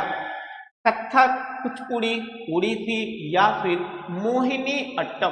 तो इसका राइट जवाब होगा ऑप्शन डी, मोहिनी अट्टम के लिए इन्हें जो है संगीत नाटक अकादमी पुरस्कार 2018 से सम्मानित किया गया था। ठीक है, अच्छा जहां तक मैंने जो भी टेस्ट पेपर सॉल्व कराए हैं, जो डांस आते हैं ना, तो अधिकतर डांस या तो मोहिनी अट्टम उसका आंसर होगा, या भरतनाट्यम होगा, या फिर कुचिपुड़ी होगा। ये ज्यादातर आंसर होते हैं। अगर हमें नहीं पता है और खाली में तुक्का लगाते हैं तो आप तुक्के पे इस पे जा सकते हो, मोहिनी अट्टम है, कुचिपुड़ी है, ये बहुत ज्यादा ही पूछे जाते हैं। अगर इस क्षेत्र में किसी को कुछ पुरस्कार मिला है तो बहुत ज्यादा ऑटोमेटिक ही वो इंपॉर्टेंट हो जाता है। ओके, चलिए आगे क्वेश्चन नंबर 6, भारतीय खिलाड़ी ज्वाला गुट्टा द्वारा निम्नलिखित में से कौन सा खेल खेला जाता है? क्रिकेट, हॉकी, बैडमिंटन या फिर टेबल टेनिस? तो इसका राइट जवाब है ऑप्शन सी, बैडमिंटन से जो है ज्वाला गुट्टा ये प्लेयर हैं जो कि भारत के हैं और ये इससे संबंध रखते हैं। 2024 और 25 में कुछ इंपॉर्टेंट प्लेयर्स हैं इंडिया के जो कि न्यूज में रहे, जैसे डी गुकेश, आप नाम ध्यान रखेंगे, डी गुकेश ये जो है इन्हें जो है खेल रत्न पुरस्कार भी, मेजर ध्यानचंद खेल रत्न पुरस्कार भी 2024 में दिया गया है, तो इन्हें ध्यान रखोगे। और ये आपके क्या खेलते हैं, शतरंज भी खेलते हैं, ठीक है, शतरंज से ये रखते हैं। फिर और कौन है, मनु भाकर, तो ये भी इंपॉर्टेंट है, मनु भाकर। तो ये क्या है, ये निशानेबाज है, निशानेबाज। और अधिकतर ये 10 मीटर की जो एयर पिस्टल होती है तो उसको ये चलाते हैं। कभी कभी ये भी पूछी जा सकती है कि ये किस प्रतिस्पर्धा से संबंध रखती है, तो 10 मीटर का जो है वो खेलती हैं। और ध्यान रख सकते हो आप PR सीरीजेस, क्योंकि इन्होंने जो है संन्यास ले लिया है, PR सीरीजेस, तो ये भी ध्यान रखोगे। ये आपके हॉकी से संबंध रखते हैं, इससे हॉकी से संबंध रखते हैं। और ध्यान रख सकते हो रानी रामपाल, ये भी भारत की महिला हॉकी टीम की कैप्टन है, तो इन्हें भी जो है ध्यान में रखना। एक क्रिकेट से ध्यान रख सकते हो, क्योंकि इन्होंने संन्यास लिया है अभी अभी, R अश्विन, क्या नाम है, R अश्विन इनका नाम है, और ये क्रिकेट से संबंध रखते हैं। इन्होंने 2024 में जो है खेल से संन्यास ले लिया है। तो इतने खिलाड़ी जो कि न्यूज में थे, इनको आपको ध्यान में रखना है। क्वेश्चन 7 है, मेजर ध्यानचंद डैश के खेल में एक जाना माना नाम है, टेनिस के संबंधित है, क्रिकेट से संबंधित है, या फिर फुटबॉल से संबंधित है, या फिर हॉकी से संबंधित है। तो इसका राइट जवाब होगा ऑप्शन डी, हॉकी। मुझे लगता है जो लोग खेल के बारे में थोड़ा बहुत भी जानते हैं तो उनसे ये क्वेश्चन गलत नहीं होगा, क्योंकि इनका नाम हर किसी को पता है। मेजर ध्यानचंद जो है हॉकी से संबंध रखते हैं, और जो 1932 में ओलंपिक खेल हुआ था तो भारत के लिए जो है इन्होंने गोल्ड मेडल जीता था। और तभी जो जर्मनी का तानाशाह था हिटलर, वो जो है इन्हें जर्मनी का तानाशाह जो होता है हिटलर, वो इन्हें जो है जर्मनी की तरफ से खेलने के लिए ऑफर भी करता है, कहता है कि आप पैसे लीजिए और मेरे देश के लिए खेलिए, जर्मनी के लिए खेलिए, लेकिन ये जो है मना कर देते हैं। फिर ध्यान रखोगे, इन्हीं के जन्मदिन को लेकर 29 अगस्त को भारत में हर वर्ष जो है राष्ट्रीय खेल दिवस भी मनाया जाता है, राष्ट्रीय खेल दिवस भी आपका जो है मनाया जाता है, ठीक है। इन्हीं के नाम पे जो है भारत में सबसे बड़ा खेल पुरस्कार भी दिया जाता है, जिसका नाम है मेजर ध्यानचंद चंद है कि चंद्र है, चंद है ना, चंद खेल रत्न पुरस्कार। तो ये अब जो है भारत में खेल के जगत में सबसे बड़ा पुरस्कार है, ठीक है। इसका नाम पहले जो था वो राजीव गांधी के नाम पे था, लेकिन मोदी सरकार ने इसे जो है चेंज कर दिया। फिर देखें, सितंबर 2023 में करंट अफेयर का क्वेश्चन है, विजयवाड़ा रेलवे स्टेशन को इंडियन ग्रीन बिल्डिंग काउंसिल, जिसे हम शॉर्ट में IGBC बोलते हैं, द्वारा उत्तम प्लेटिनम रेटिंग के साथ डैश प्रमाण पत्र से सम्मानित किया गया। किसके क्षेत्र में? सबसे स्वच्छ रेलवे स्टेशन के रूप में इसे सम्मानित किया गया है, या फिर सौर रेलवे स्टेशन के रूप में, या हरित रेलवे स्टेशन के रूप में, या फिर सबसे बड़ा रेलवे स्टेशन के रूप में? तो इसका राइट जवाब होगा ऑप्शन सी, हरित रेलवे स्टेशन के रूप में इसे जो है सम्मानित किया गया। अगर पूछा जाए कि भाई सबसे बड़ा जो है अब प्लेटफॉर्म, अब ये आंसर बदल चुका है, प्लेटफॉर्म किसका है? तो बताओगे हुब्बाली, और ये जो है पड़ता है आपका कर्नाटक का एक रेलवे स्टेशन है, और यहाँ पे जो प्लेटफॉर्म है वो अब सबसे बड़ा हो चुका है। हालांकि इससे पहले आपने सुना होगा जो गोरखपुर था तो उसका भी प्लेटफॉर्म काफी ज्यादा ही बड़ा था, ठीक है, लेकिन अब ये हो गया। अगर पूछा जाए आपका कि भारत की पहली रेलवे स्टेशन जो पूर्ण रूप से, जो क्या है, पूर्ण रूप से सौर ऊर्जा से संचालित है, पूर्ण रूप से सौर ऊर्जा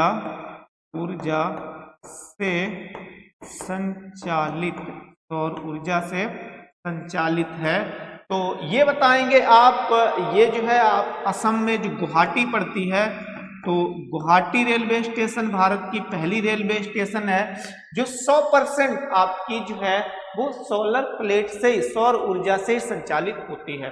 अगर ऐसे क्वेश्चन और बहुत ज्यादा बनता है, पूछा जाए, यहाँ पे लिख देते हैं कि भाई पहला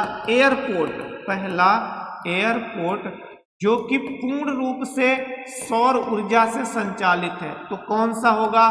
तो होगा कोचीन का एयरपोर्ट। भारत का पहला ऐसा एयरपोर्ट है जो कि पूर्ण रूप से सोलर सिस्टम पर बेस है, उसी से जो है चलता है। ठीक है, क्या इतनी बातें क्लियर हुई हैं? चलिए आगे बढ़ते हैं।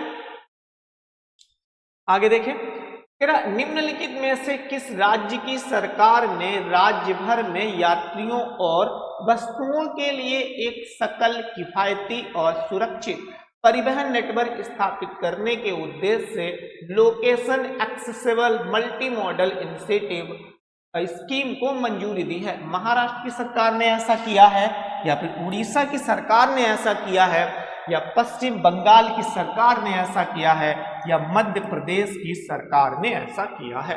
तो इसका राइट जवाब होगा ऑप्शन बी, उड़ीसा की सरकार ने ऐसा इस स्कीम को पारित किया है या पास किया है। अगला क्वेश्चन, भारत में हरित क्रांति मुख्य रूप से डैश के उत्पादन के सुधार पर केंद्रित थी? कपास और मक्का, गेहूं और मक्का, या धान और कपास, या गेहूं और धान? तो इसका राइट जवाब होगा ऑप्शन डी, गेहूं और धान के उत्पादन पर यह मुख्य रूप से केंद्रित थी, फोकस थी, उन पे जोर दिया गया। ऑप्शन को काट सकते हो भाई। जो हरित क्रांति है पहले वो बेसिकली जो खाद्यान्न पदार्थ थे उन पे आधारित थी। तो कपास क्या भाई खाद्यान्न पदार्थ होता है? नहीं जी, कपास से तो जो है आपकी रुई बनती है, कपड़ा बनता है, तो ये खाद्यान्न पदार्थ तो हुआ नहीं। फिर कह रहा है इसमें भी कपास आ गया, तो आप काट सकते हो। अब ऑप्शन आपके पास दो बचे हैं, गेहूं और मक्का, और इधर साइड में गेहूं और धान। यहाँ पे आप मक्का को जो है एलिमिनेट कर सकते हैं, क्योंकि आपने देखा होगा भाई मक्का भारत में अधिकतम नहीं होता है, कम ही जगह पे होता है, वो भी दक्षिण भारत में होता है। लेकिन जब हरित क्रांति शुरू की गई तो उत्तर भारत में पंजाब है, हरियाणा है, यूपी है, बिहार है, एमपी है, यहां से शुरू की गई, तो इसे आप काट सकते हो। मुख्य हाँ, बाद में मक्का पे फोकस जरूर थोड़ा सा किया गया, क्योंकि मक्का भी खाद्यान्न पदार्थ था। जब दक्षिण भारत में थर्ड फेज में जो है आपकी हरित क्रांति जाती है, तो वहां पे थोड़ा सा इसका प्रोडक्शन बढ़ाने के लिए कोशिश की गई थोड़ी सी, लेकिन मेनली ये जो फोकस थी वो चावल और गेहूं और धान का मतलब यहाँ पे चावल से, ठीक है ना। तो राइट जवाब क्या होना चाहिए? ऑप्शन डी, गेहूं और धान पे मुख्य रूप से आधारित थी। हालांकि इसमें जो है बाद में और चीजें जोड़ी गई, जैसे चना, तो चना भी इसमें बाद में इंक्लूड किया गया, ठीक है। मैं एक बार लिख देता हूं, गेहूं कॉमा चना, चना तो लिखा है, गेहूं कॉमा चावल, गेहूं कॉमा चावल कॉमा चना, और बाद में मक्का पर भी फोकस किया गया, लेकिन उससे ज्यादा जो है ना चावल और गेहूं पर, क्योंकि यही दो मुख्य खाद्यान्न पदार्थ थे, ठीक है ना। तो इस पे जो है आपको ध्यान रखना। थोड़ा सा और देख लेते हैं हरित क्रांति के बारे में, क्योंकि हर शिफ्ट में हरित क्रांति के बारे में क्वेश्चन जो है वो पूछा जाता है, तो क्यों ना इसे हम बिल्कुल क्लियर कर लें। अगर पूछा जाए कि भाई विश्व में इसके जनक कौन है हरित क्रांति के, तो बताओगे नॉर्मन ई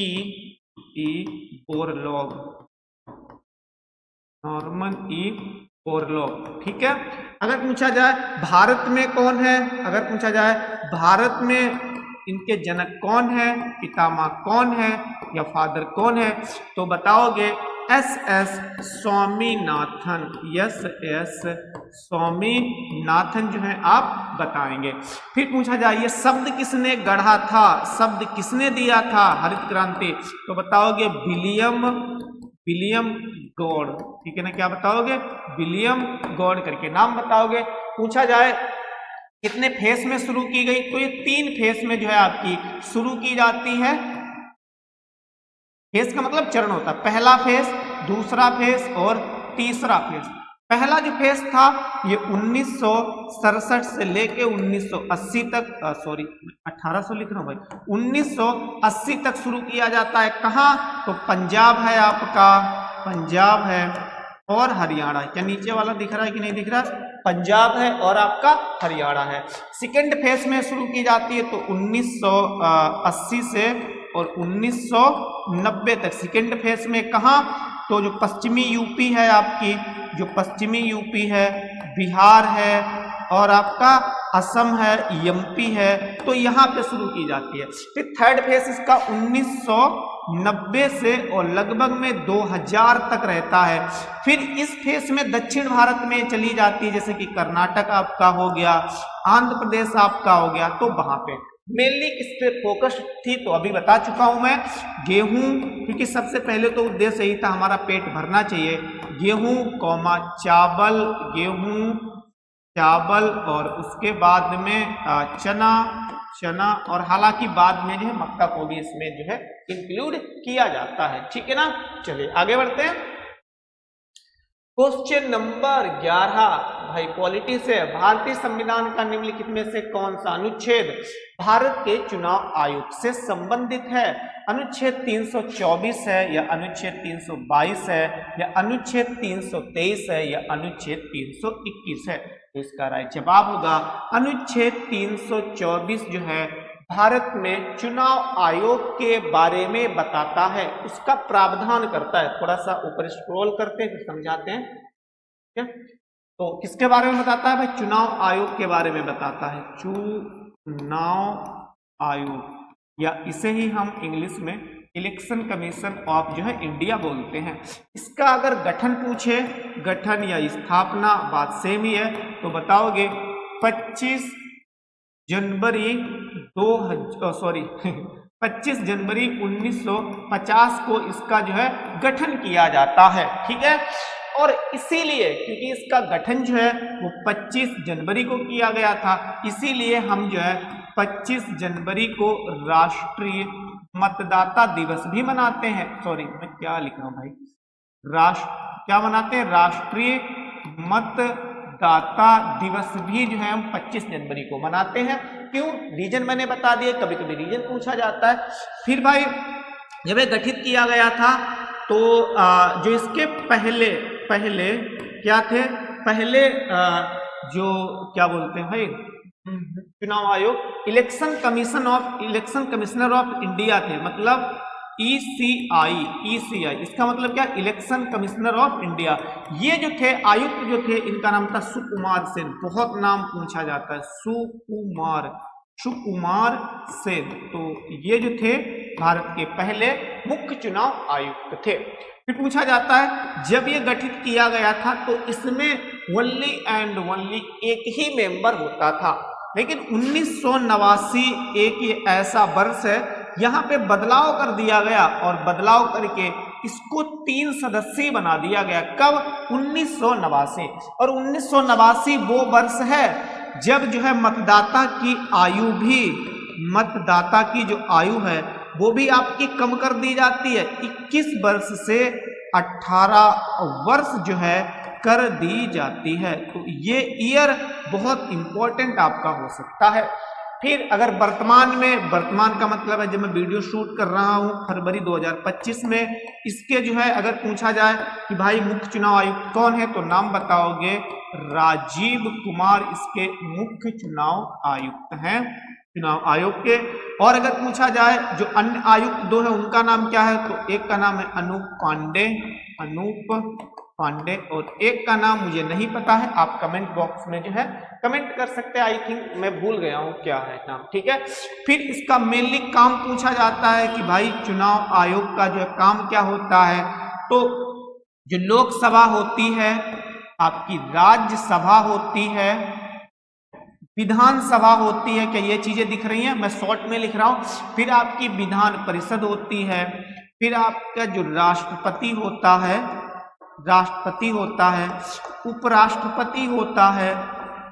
उपराष्ट्रपति होता है, लोकसभा अध्यक्ष होता है, ऐसे विधानसभा अध्यक्ष होता है। तो इनके चुनाव को कराना इसका जो है मुख्य काम है। और भी इसके खैर काम है, जैसे जो वोटिंग वाली लिस्ट आती है तो उसको जारी यही करता है आपका कौन? चुनाव आयोग ही करता है, ठीक है। और ध्यान दे सकते हो, जो नेशनल पार्टियां होती हैं, जो राजनीतिक पार्टियां होती हैं, उन्हें चुनाव चिन्ह जो है यही अलॉट करता है, यही देता है चुनाव चिन्ह, ठीक है। तो क्या इतनी बातें क्लियर हुई हैं? अगर वीडियो पसंद आ रही है तो प्लीज सपोर्ट, अधिक से अधिक सपोर्ट करें और इस वीडियो को जितना हो सके शेयर करें। भारत में हरित क्रांति के बारे में निम्नलिखित कथनों को पढ़िए। अब ये क्वेश्चन ऐसा है, अगर आपके अंदर समझ नहीं है तो शायद आप इस क्वेश्चन को टच नहीं कर सकते हैं, क्योंकि इस क्वेश्चन में वो समझ मांग रहा है। भारत में हरित क्रांति उस अवधि को संदर्भित करती है जब भारतीय कृषि आधुनिक तरीकों, यहाँ पे थोड़ा सा देखना, और प्रौद्योगिकी जैसे हाई यील्ड वैरायटी, मैंने बहुत अच्छी तरीके से इसको जो है, जिस भी वीडियो को मैंने शूट किया उसमें अगर हरित क्रांति आई है तो इसकी मैंने परिभाषा और अर्थ दोनों बताए बहुत अच्छी तरीके से। बीजों, ट्रैक्टरों, सिंचाई सुविधाओं, कीटनाशकों और उर्वरकों के उपयोग के कारण एक औद्योगिक प्रणाली में परिवर्तित हो गई। बिल्कुल सही तो है, यही तो हमने बताया था कि भाई औद्योगिक क्रांति क्या है। एक समय में, और समय भी मैं बता चुका हूं, समय में क्या हुआ कि जो उच्च क्वालिटी के जो बीज होते हैं तो उनका प्रयोग करके जो उच्च क्वालिटी की रासायनिक खाद होती है, जो और प्रौद्योगिकी होती है, ट्रैक्टर है, बढ़िया सी मशीनें हैं जिनमें हाई टेक्निक का यूज किया जाता है, उनका प्रयोग करके और खेती की उत्पादकता में बढ़ोतरी की गई, तो उसी समय को ही हरित क्रांति कहा गया। तो वही चीज तो कह रहा है। इसे अमेरिका और भारत सरकार द्वारा बोर्ड ऑफ रॉकफेलर फाउंडेशन द्वारा वित्त पोषित किया गया। तो ये भी बात बिल्कुल आपकी सही है, इसीलिए इसका आंसर होगा ऑप्शन ए, क्योंकि दोनों बातें हमारी सही हैं, तो इसका आंसर ऑप्शन ए होना चाहिए, ठीक है। चलिए, और हरित क्रांति के बारे में हम ऊपर बता ही चुके हैं तो दोबारा एक्सप्लेन नहीं करेंगे। निम्नलिखित में से वह पहले या पहली भारतीय गायक अथवा गायिका है जिन्होंने लंदन के रॉयल अल्बर्ट हॉल में प्रस्तुति दी है। जे येसुदास या लता मंगेशकर है, या आशा भोसले हैं, या AR रहमान है।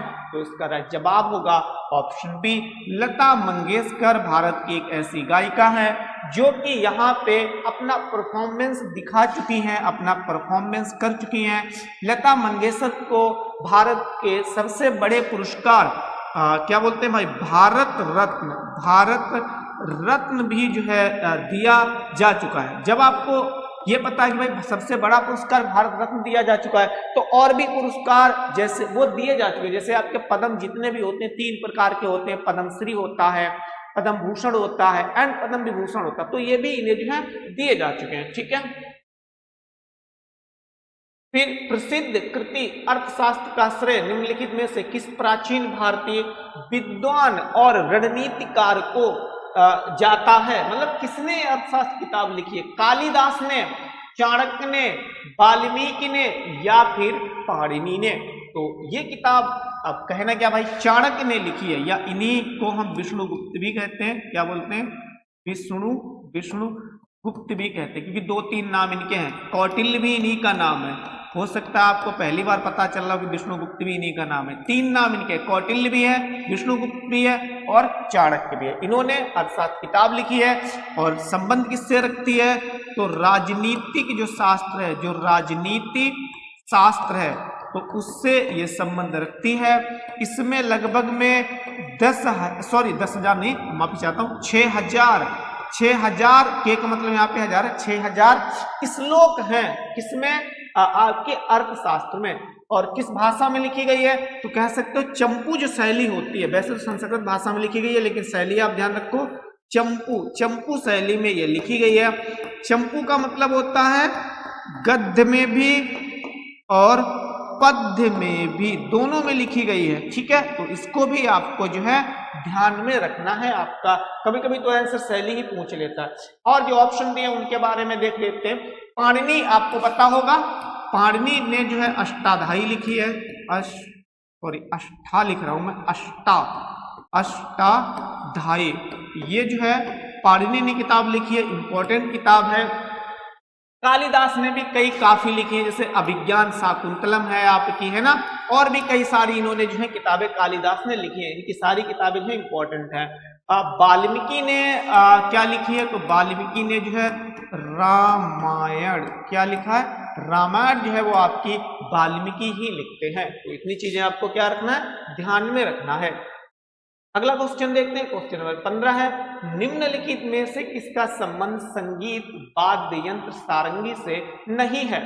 ऑप्शन ए है रमेश मिश्रा, ऑप्शन बी है निखिल बनर्जी, ऑप्शन सी है उस्ताद बिंदा खान या बिंद खान, क्या हो गया भाई, फिर ऑप्शन डी है शकूर खान। तो इसका राइट जवाब क्या होगा? तो इसका राइट जवाब होगा ऑप्शन बी।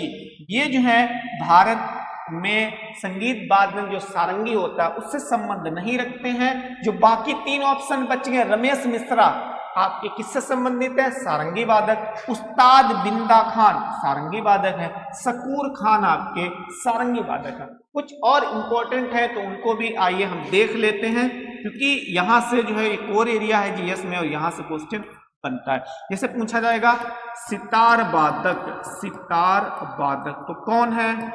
मैंने बताया था सितार, तार और रवि। रवि मीन्स क्या होता है? सूरज। सूरज क्या है? तो तारा ही है। तो रवि शंकर, क्या नाम बताओगे? रवि शंकर जो है वो आपके क्या है? एक सितार वादक है। ऐसे मैंने एक बताया था क्या बोलते हैं भाई, पखावज वादक, पखावज, पखावज वादक। तो ये कौन होंगे? तो फेमस है तोता राम। क्या नाम है इनका? तोता राम। ध्यान कैसे रखोगे? तो तोता जो है आपका क्या होता है? पक्षी होता है। और यहां पर भी तो लिखा है पंख, पख लिखा है। पख का मतलब पंख होता है, तोता के पंख, पक्षी है तो पंख तो उसके होंगे। तो इजीली आपको ये ध्यान रह सकता है। और आप ध्यान रखिए, जैसे एक है हरि प्रसाद, हरि प्रसाद चौरसिया, हरि प्रसाद चौरसिया, ये क्या है? तो ये आपके जो है बांसुरी वादक हैं। भारत के फेमस क्या हैं? आपके बांसुरी वादक हैं। ठीक है, तो तीन नाम कम से कम आपको जो है ध्यान में रखना होगा। ठीक है, आगे बढ़ते हैं। क्वेश्चन नंबर 16, आधुनिक आवर्त सारणी में 18 ऊर्ध स्तंभ हैं जिन्हें समूह कहा जाता है, और डैश क्षैतिज पंक्तियां हैं जिन्हें आवर्त कहा जाता है। कह रहा कितनी क्षैतिज पंक्तियां हैं? 7 हैं, 6 हैं या 12 हैं या फिर 8 हैं? तो इसका राइट जवाब होगा ऑप्शन ए 7 है। क्वेश्चन इजी है। जब आप पीरियोडिक टेबल को पढ़ेंगे तो कह रहा 18 तो ऐसी लाइनें हैं, ऐसी 18 लाइनें हैं जिन्हें क्या कहा गया? जिन्हें जो है भैया आपका क्या बोला जाता है? समूह, समूह नहीं क्या बोलते हैं भाई? आवर्त। और इसको आई थिंक हाँ कह भी रहा समूह कहा जाता है। क्या कहा जाता है? समूह। और फिर कह रहा 7 लाइनें ऐसी हैं, 1 2 3, कह रहा इन लाइनों को, ऐसी लाइनों को क्या कहा जाता है? तो उनको जो आवर्त ही तो कहा जाता है। और आवर्त कितने हैं? 7 हैं। फिर एक बार देखिए भाई, अगर हम आवर्त सारणी को पढ़ते हैं तो 1913 में जो मोजले करके एक रूस के विद्वान थे, उन्होंने आधुनिक आवर्त सारणी को दिया था 1913 में। इसमें जो है कुल मिला के 118 आपके तत्व थे, जिसमें से 92 आपकी धातुएं थी। क्या थी?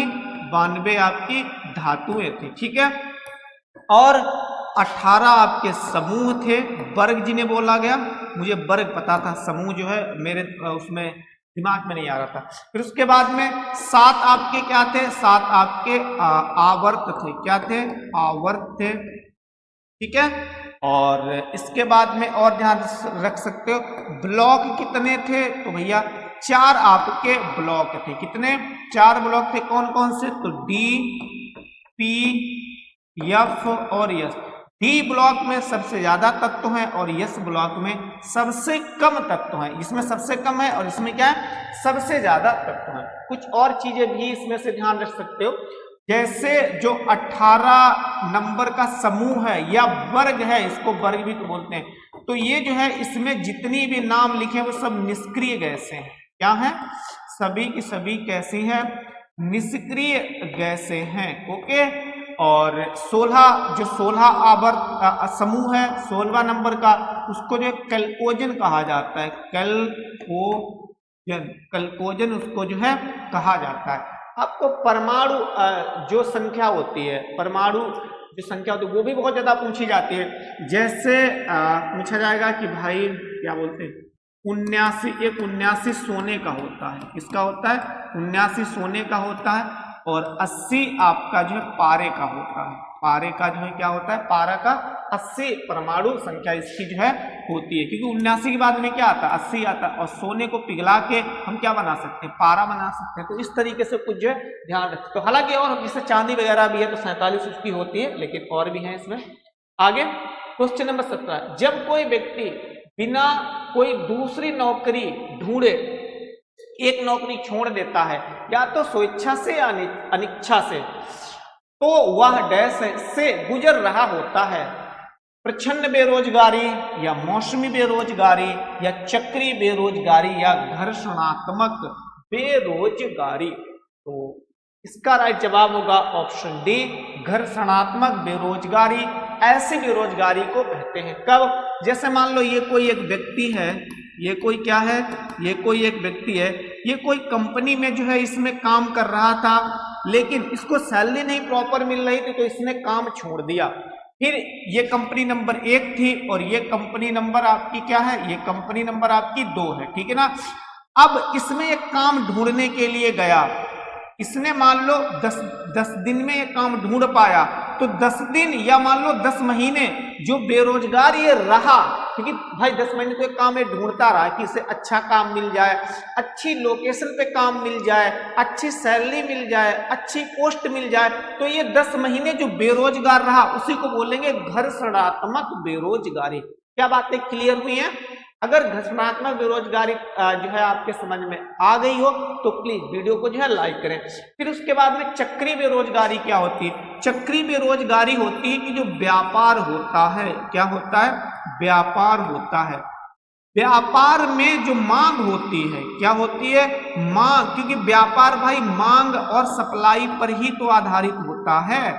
अगर मांग बढ़ गई तो व्यापार आपका बढ़ जाएगा, अगर मांग बिल्कुल हो ही नहीं रही है तो व्यापार ठप पड़ जाते हैं मेरे भाई।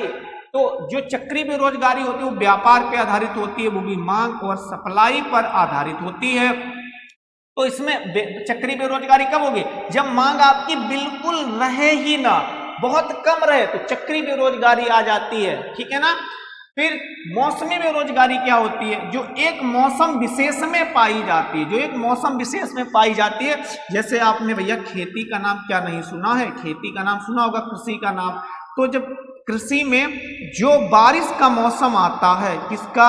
तो जो बारिश का मौसम आता है, जो वर्षा का मौसम आता है, ठीक है ना, जिसे हम अपने गांव की भाषा में चौमास बोल देते हैं, तो इसमें जो है ये आपकी मौसमी बेरोजगारी, क्योंकि हर बारिश के मौसम में जो है चौमास के मौसम में ऐसा होता है, खेती में काम रहता ही नहीं है, तो खेती में जो बेरोजगारी हो मौसमी बेरोजगारी पाई जाती है। हालांकि और भी है, जो आपकी प्रच्छन्न बेरोजगारी है ये भी आपकी कृषि में ही सबसे ज्यादा पाई जाती है। पहले इसका मतलब समझो, प्रच्छन्न बेरोजगारी, या इसका दूसरा भी नाम है, बहुत इंपॉर्टेंट नाम है, छिपी बेरोजगारी। क्या नाम है? छिपी बेरोजगारी। छिपी बेरोजगारी भी इसी का नाम है। ये होता क्या है? ये होता है इसकी सीमांत उत्पादकता शून्य होती है। सीमांत उत्पादकता समझोगे नहीं तो भाई नहीं समझ पाओगे उत्पादकता, इसीलिए समझ लो इसे, ठीक है ना। सीमांत उत्पादकता इसकी शून्य होती है। इसका मतलब क्या है? इसका मतलब ये है, मान लीजिए ये कोई कंपनी है, क्या है, ये कोई कंपनी है, इसमें 10 लोग काम कर रहे थे, 10 लोग काम कर रहे थे, और 8 घंटे काम करके 10 लोग मान लो 1000 बिस्किट बना रहे हैं। बिस्किट के जो पैकेट होते हैं वो 1000 बिस्किट बना रहे थे।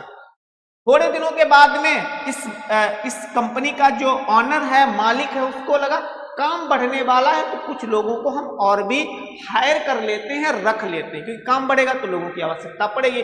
तो इसने भाई 5 लोगों को और रख लिया काम पे। तो टोटल में कितने हो गए? टोटल में 15 हो गए। 5 लोगों को इसने और बढ़ा लिया तो टोटल में लोग कितने हो गए? 15। अब अगले दिन जब 15 ये लेबर आए काम करने के लिए, तब भी इन्होंने 1000 बिस्किट के पैकेट ही बना पाए। कितने 1000 बिस्किट के पैकेट ही इन्होंने बना पाए। तो इसको बोलेंगे हम प्रच्छन्न बेरोजगारी, छिपी बेरोजगारी, कि भाई जितने 10 लोग काम कर रहे थे उतना ही लोग 15 लोग काम कर रहे हैं। तो इसका मतलब जो लास्ट वाले हैं 5, इनकी जो सीमांत उत्पादकता, सीमांत का मतलब क्या होता है, आखिरी, लास्ट, जो लास्ट में मजदूर भर्ती हुए थे, जो हायर किए गए थे, वो काम ही नहीं कर रहे हैं। क्योंकि कैसे काम कर रहे हैं भाई, 10 लोग 1000 बिस्किट पहले बना रहे थे, आधे लोग बढ़ा दिए, उसने 5 और बढ़ा दिए, लेकिन बिस्किट के पैकेट तो वो 1000 ही फिनिश कर पा रहा है, 1000 ही बना पा रहा है। तो इसी को बोलते हैं प्रच्छन्न बेरोजगारी। और इस चीज को बोलते हैं जो ये 5 लोग हैं कुछ नहीं कर पा रहे हैं, उत्पादकता को बढ़ा ही नहीं पा रहे हैं, प्रोडक्शन को इंक्रीज नहीं कर पा रहे, तो इसको बोलते हैं सीमांत उत्पादकता शून्य है। क्या है? सीमांत उत्पादकता शून्य है। तो क्या ये कॉन्सेप्ट समझ में आया कि नहीं आया? मैंने पूरी कोशिश की है और बिल्कुल इजी बेस से बताने की कोशिश की है। अगर समझ में आया हो तो प्लीज लाइक तो बनता ही बनता है मेरे भाई। लाहौर नृत्य शैली का संबंध निम्नलिखित में से किस राज्य से है? अरुणाचल प्रदेश से है, मेघालय से है, या मणिपुर से है, या फिर महाराष्ट्र से है? तो इसका राइट जवाब हो जाएगा ऑप्शन बी, मेघालय से इसका संबंध है। लाहौर अरुणाचल प्रदेश से। आप लोसार ध्यान रख सकते हैं, एक त्योहार है, ठीक है ना। लोसार आपका जो है अरुणाचल प्रदेश में मनाया जाता है। लोसूंग भी जो है यहाँ पे मनाया जाता है, नहीं, लोसार जो है आपका अरुणाचल प्रदेश, सिक्किम दोनों में मनाया जाता है, लेकिन लोसूंग जो है वो केवल और केवल आपका सिक्किम में मनाया जाता है। अगला क्वेश्चन है, गलत हो ही नहीं सकता भाई ये क्वेश्चन किसी से। कौन सा त्योहार 25 दिसंबर को पूरे विश्व में मनाया जाता है? क्रिसमस, होली, ईद, दिवाली? ये भी गलत हो गया तो फिर हमारे पढ़ने का फायदा ही क्या है? क्योंकि जो पढ़े लिखे लोग नहीं है वो भी इसका उत्तर दे सकते हैं, तो इसका जवाब आना चाहिए क्रिसमस। अगर आपको नहीं पता तो क्या भैया होली कभी दिसंबर महीने में पड़ती है? कभी भी दिसंबर महीने में होली नहीं पड़ती है। हाँ, ऐसा कभी कभी हो, बाई चांस, बहुत रेयर केस में ऐसा हो कि होली फरवरी में पड़ गई हो, वरना अधिकतर तो जो है मार्च में ही पड़ती है। ईद भैया, तो ईद भी भाई दिसंबर में नहीं पड़ती है, कभी तो मई में पड़ेगी, कभी कभी पड़ती है, लेकिन वो नहीं पड़ती है, वो भी 25 दिसंबर डेट कह रहा है, तो ऐसा तो हो ही नहीं। दिवाली भाई नहीं, दिवाली जो है अधिकतर चांस होता है कि अक्टूबर में पड़े, या फिर कभी कभी होता है कि 1 नवंबर या 2 नवंबर या 5 नवंबर तक जो है दिवाली हमारी हो जाती है, और दिवाली जो है पूरे विश्व में मनाई भी नहीं जाती। तो ये तो क्वेश्चन सही होना चाहिए था। क्वेश्चन नंबर 20, जून 2023 में सूरीनाम गणराज्य में grand order of the chain of the yellow star प्राप्त करने वाला पहला भारतीय कौन बना? अमित शाह, राजनाथ सिंह, द्रौपदी मुर्मू, या नरेंद्र मोदी? तो इसका जवाब होगा option C, option C, Draupadi Murmu, जो भारत की राष्ट्रपति है, महामहिम है, उन्हें यह पुरस्कार सूरीनाम ने जो है दिया है। हिंदी के पोर्शन को देखिए, दिए गए वाक्य में उचित पर्यायवाची शब्द का चयन करके रिक्त स्थान की पूर्ति कीजिए। पर्यायवाची हमें चूज करना है। कह रहा है संभवतः वह कल नहीं आएगा, तो संभवतः का पर्यायवाची क्या होगा? उपयुक्त नहीं भाई, उपयुक्त का मतलब तो सुटेबल होता है। शायद, या फिर उत्तम, या फिर गढ़? तो बिल्कुल ऑप्शन बी सही होना चाहिए। फिर संभवतः का मतलब क्या होता है? शायद, परहैप्स। उत्तम नहीं भाई, उत्तम होता है कि जो सबसे ही अच्छा, जिसे हम बेस्ट बोल देते हैं इंग्लिश में, है ना। क्वेश्चन नंबर 2 देखो, यहीं पे निम्नलिखित प्रश्न दिए गए, 4 विकल्पों में से उस विकल्प का चयन करके जो दिए गए मुहावरे के अर्थ को सर्वश्रेष्ठ रूप से व्यक्त करता है। किसी सूरत में कह रहा है कि इसका कौन सा मुहावरा होगा जो इसका ये अर्थ निकले? सत्यवादी होना किसी सूरत में नहीं भाई, ये कैसे हो सकता? हर हाल में सत्य पर दृढ़ होना, या खास चेहरा? तो इसका राइट जवाब होना चाहिए ऑप्शन बी, हर हाल में। जब कई बार ऐसा होता है, हमारा फ्रेंड हो सकता है, या कोई भी हो सकता है जान पहचान का, हम पे काफी ज्यादा नाराज हो जाता है, या हमारा सीनियर हो सकता है कोई, या कोई अधिकारी हो सकता है, तो वो कहता है कि भाई कान खोल के सुन लो, ये काम जो है हर हाल में होना चाहिए। मतलब बिल्कुल 100% किसी भी सूरत में, किसी भी हाल में जो है ये काम होना चाहिए। तो ऑप्शन बी इसका बिल्कुल राइट होगा। क्वेश्चन 3 है, करना में क्या? विलोम भाई जो है तलाशना है किसका? उत्थान का। कह रहा है विलोम क्या होगा? उत्थान जानते हो ना, उत्थान का मतलब होता है तरक्की या विकास, है ना। प्रोग्रेस जिसे हम इंग्लिश में बोल देते हैं, उन्नति बोल देते हैं। उपमा, कहाँ भाई उपमा की बात नहीं हो रही। पतन, बिल्कुल उल्टा बता रहा है भाई। उत्थान का मतलब होता है ऊपर जाना, सकारात्मक जो है ऐड करना, लेकिन पतन नीचे जाने की बात कर रहा है, गलत हो गया। उपहास, भाई उपहास मतलब होता है हंसी, किसी की हंसी मजाक बनाना उपहास होता है, ठीक है ना। तरक्की ही इसका क्या होगा, बिल्कुल राइट जवाब होगा। लोग कहते भी हैं कि आजकल भाई जो है तुम कौन सा बिजनेस कर रहे हो ताकि आप तरक्की बहुत कर रहे हो। क्वेश्चन नंबर 4, निम्नलिखित वाक्य में उस वाक्यांश को पहचानिए जिसमें मात्राओं से संबंधित अशुद्धियां हैं। अगर कह रहा है कोई अशुद्धि नहीं है, कोई त्रुटि नहीं है, तो कोई त्रुटि नहीं का चुनाव कीजिए। इस क्वेश्चन को थोड़ा सा मैं फिर से समझा देता हूं। कह रहा है कि ये जो उसने ऑप्शन दिए हैं ये वाले, कह रहा अगर इनमें से कोई गलती है तो आप इनमें से बता दो गलती कौन सी। अगर कह रहा है इनमें से कोई गलत नहीं है, भाई ये भी गलत नहीं, ये भी गलत नहीं, ये भी गलत नहीं, तो आंसर तो आपको बताना है कि जो चौथा बचेगा ऑप्शन कोई त्रुटि नहीं है, क्योंकि गलती है ही नहीं कोई, तो फिर आपको बी वाला बताना है। तो कह रहा है हमारे सैनिक इतने वीर हैं कि मृत्यु के सामने भी नहीं घबराते। हमारे सैनिक, क्या कहीं पे कुछ गलत लिखा है भाई, इसमें 2 पाई लगी है, सही है, तो ये तो आंसर नहीं होगा। कोई त्रुटि नहीं, अभी भाई हम बता नहीं सकते कोई त्रुटि नहीं, क्योंकि अभी हमें ऑप्शन भी तो पढ़ने हैं। इतने वीर हैं कि सॉरी, कितने वीर हैं, तो ये तो बिल्कुल पूरा सही है। लेकिन ये वाला देखिए कि ऐसे लिखा जाता है, कि ऐसे लिखा जाता है, तो ये गलत है। ये वाला की, क्योंकि ये की कौन सा, ये जोड़ने वाला है, जो कंजक्शन होता है ना दैट वाला, वो की है, तो इसमें छोटी पाई लगनी चाहिए ना कि बड़ी की। तो ऑप्शन सी हमारा यहाँ पे राइट होना चाहिए था। क्वेश्चन नंबर 5, वाक्य में उस वाक्यांश को पहचानिए जिसमें मात्राओं से संबंधित अशुद्धियां हैं। यदि कोई गलती नहीं है तो कोई त्रुटि नहीं है का चुनाव कीजिए। सहिष्णुता उन लोगों का अभिन्न अंग है जो विभिन्न समूहों को होते हुए पर एक दूसरे से सम्मान पूर्वक और समझदारी से जुड़े हुए हैं। तो इसमें कह रहा है गलती क्या है, जो गलत है उसको फाइंड आउट करिए। सम्मान पूर्वक और समझदारी से जुड़े हुए हैं, बिल्कुल सही है। सहिष्णुता उन लोगों का अभिन्न अंग है, तो ये भी अभी तक सही है। जो विभिन्न समूहों को होते हुए, नहीं भाई, जो विभिन्न समूहों के होते हुए होता है, को नहीं होगा, के होते हुए पर एक दूसरे से, तो ऑप्शन डी हमारा राइट जवाब होगा। 6, दिए गए वाक्य का वह भाग ज्ञात करें जिसमें कोई त्रुटि है, गलत है। जब बाजार में एक जैसी अनेक वस्तु होती है तो उनकी मांग को बढ़ाने का उपाय विज्ञापन है। तो उनकी मांग को बढ़ाने, कहीं पे कोई गलती नहीं है, तो ये आंसर हमारा नहीं होगा, क्योंकि हमें फाइंड आउट क्या करना है, जो गलती है वो वाला पोर्शन हमें फाइंड आउट करना है। जब बाजार में एक जैसी, तो भैया इसमें भी कोई गलती हमें नहीं दिख रही है, तो ऑप्शन ये राइट नहीं होगा। का उपाय विज्ञापन है या अनेक वस्तु होती है, बिल्कुल यहाँ पे आप अनेक कह रहे हो, अनेक के साथ में जो कभी भी कुछ भी आएगा तो बहुवचन में आएगा, वस्तु नहीं, बल्कि यहाँ पे होना चाहिए था वस्तुएं। क्या होना चाहिए था, वस्तुएं यहाँ पे होना चाहिए था, तो ऑप्शन डी हमारा बिल्कुल राइट जवाब होगा। क्वेश्चन नंबर 7, निम्नलिखित प्रश्न में दिए गए 4 विकल्पों में से उस विकल्प का चयन करें जो दिए गए मुहावरे के अर्थ को सर्वश्रेष्ठ रूप से व्यक्त करता है। तिनके का सहारा, लोग कहते हैं अक्सर कि जो डूबते हुए को तिनके का सहारा ही काफी होता है। बुरे व्यक्ति की मदद की बात करना, नहीं भाई, तो फिर वो सहारा गलत हो गया।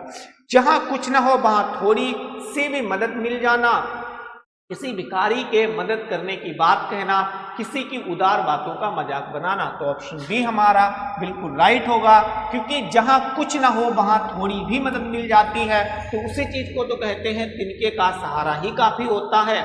क्वेश्चन 8, एक चाय का प्याला ले आओ कह रहा है कि इसका सही क्या होगा। एक चाय की प्याला ले आओ, नहीं भाई, की भी गलत है यहाँ पे, और एक यहाँ पे आना नहीं चाहिए था, क्योंकि चाय 1 2 जो लिक्विड में चीज होती है वो 1 2 में थोड़ी ना होती है मेरे भाई, ठीक है ना। आप बता सकते हो कि एक दारू ले आओ, क्योंकि वो लिक्विड में, वो 1 2 उसकी हम काउंटिंग थोड़ी ना कर सकते हैं, है ना।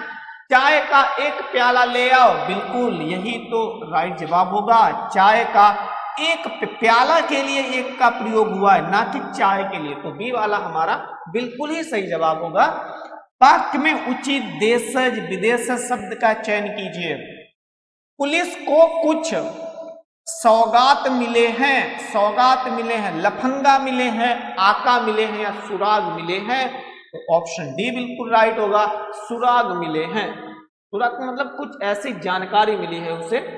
प्रश्न 10 है, इसमें क्या करना है, पर्यायवाची शब्द को ढूंढना है। मेरे गांव के खेत में चावल की फसल, फसल का पर्यायवाची खग, आख, खिरमन या खसीस, तो ऑप्शन सी बिल्कुल राइट होगा। इसका क्या होगा, खिरमन जो है वो फसल का पर्यायवाची होता है। 4 विकल्पों में से उस विकल्प का चयन करें जो कोष्टक में दिए गए शब्द के तत्सम रूप का सही विकल्प है। मुझे घर में मक्खी मच्छरों को देखकर बहुत ही घिन, और आगे डैश लगाए, सी आती है, तो क्या आती है, मजा। अरे भाई अगर आप ऐसी घिन वाली चीजें देखोगे तो उसमें क्या मजा आ जाएगा। अब्ज बिल्कुल नहीं, घृणा या गंदगी, तो ऑप्शन सी यहाँ पे जो है बिल्कुल राइट जवाब होना चाहिए। बहुत घिनसी या घृणा सी आती है, गंदगी आती नहीं है, गंदगी देखी जाती है ना, गंदगी महसूस की जाती है। फिर क्या है, निम्नलिखित प्रश्न में 4 विकल्पों में से उस विकल्प का चयन कर जो कोष्टक में दिए गए शब्द के विलोम शब्द का सही विकल्प है। हमारे घर की बहुत सी वस्तुएं जंगम, जंगम का बस आपको विलोम बताना है। अनजान होता है, नहीं भाई ये तो होगा ही नहीं। लोभी नहीं, लोभी लालची की बात ही नहीं है। शोषण बिल्कुल नहीं, जंगम का सीधा सा जो है विलोम होता है स्थावर। क्या विलोम होता है, स्थावर। निम्नलिखित वाक्य में रेखांकित भाग के लिए एक सार्थक शब्द ज्ञात कीजिए। हवन में जलाई जाने वाली लकड़ियां गीली हैं। कह रहा है इनके लिए अगर हम एक वाक्य में कहना चाहें तो नीचे जो ऑप्शन दिए गए हैं क्या कहेंगे, उनमें से इन्हें जो है हम क्या कहेंगे। कह रहा समिधा कहेंगे, ज्वाला कहेंगे, दिगंबर कहेंगे या बड़बाग्नि कहेंगे, तो इसका राइट जवाब होगा समिधा। समिधा क्या होती है, जो हवन में जो सामग्री हम यूज करते हैं, जो डालते हैं जलाने के लिए, जो लकड़ी है और भी कई चीजें होती है तो उनको समिधा बोलते हैं। ज्वाला भाई अग्नि का पर्यायवाची है। दिगंबर, दिगंगम का मतलब होता है जिन्होंने वस्त्र ना पहने हो और जिनकी दिशाएं ही आपके वस्त्र हो। बड़बाग्नि, बड़बाग्नि का मतलब होता है जो समुद्र में आग लगती है उसको हम बड़बाग्नि ही कहते हैं। ठीक है। क्वेश्चन 15, दिए गए विकल्पों में से 3 विकल्प त्रुटि युक्त है जबकि एक सही है, उस सही विकल्प का चयन करें। मेरा और उसका घोर संबंध है, मेरा और उसका घेर संबंध है, मेरा और उसका घना संबंध है, मेरा और उसका घनिष्ठ संबंध है। तो भाई घोर संबंध नहीं होता है, घनिष्ठ होता है। आपने इंग्लिश में भी वर्ड सुना होगा क्लोज, कहते हैं कि भाई वो उसका बहुत घनिष्ठ संबंध था, बहुत क्लोज फ्रेंड था, तो इसका राइट जवाब ऑप्शन डी होगा। अब कुछ भरने वाले इन्हें देख लेते हैं। कह रहा बसंत पंचमी का दिन बच्चों की दीक्षा के आरंभ के लिए बहुत ही ज्यादा अनजान माना जाता है। अशुभ, भाई अशुभ अगर माना जाता तो कह रहा बसंत पंचमी का दिन बच्चों की दीक्षा के लिए ये थोड़ी ना माना जाता है, शुभ या आसान माना जाता है। तो राइट जवाब होगा आपका शुभ माना जाता है। आगे देखें क्वेश्चन नंबर 17 कि इस दिन से शिक्षा प्रारंभ होने से बच्चे ज्ञानवान बनते हैं और खानपान होती है और अज्ञानी होती है और शक्ति क्षीण होती है और बुद्धि तीव्र होती है। तो ऑप्शन डी बिल्कुल राइट जवाब होगा, ना तो शक्ति क्षीण होती है, ना ही अज्ञानी और ना ही खानपान। अगला 18, ऐसा लग रहा था मानो किसी की वाणी नहीं है, सभी बहुत बोलते हैं। भाई अगर बाणी नहीं तो भी बोल कैसे पाओगे, तो ये भी तो ऑप्शन कट हो गया। मूक या बड़बोले या अचूक, तो भाई अगर बाणी नहीं है तो आपको मूक रहना पड़ेगा। मूक का मतलब होता है जो बोल नहीं पाता, उसको हम मूक ही कहते हैं। ठीक है, तो राइट जवाब ऑप्शन बी होना चाहिए। अगला है इस देवी ने ही समस्त जैसे को बाणी प्रदान की है। जानवरों को बाणी प्रदान की है, प्राणियों को बाणी प्रदान की है, देवों को या प्रकृति को। तो राइट जवाब होगा ऑप्शन बी, इस देवी ने ही समस्त प्राणियों को बाणी प्रदान की है।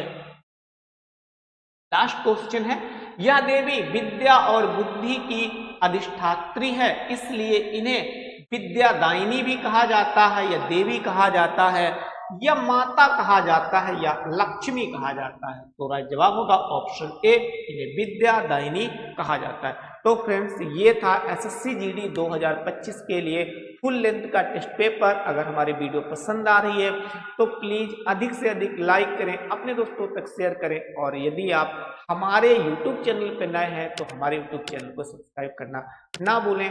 Thank you, have a good future.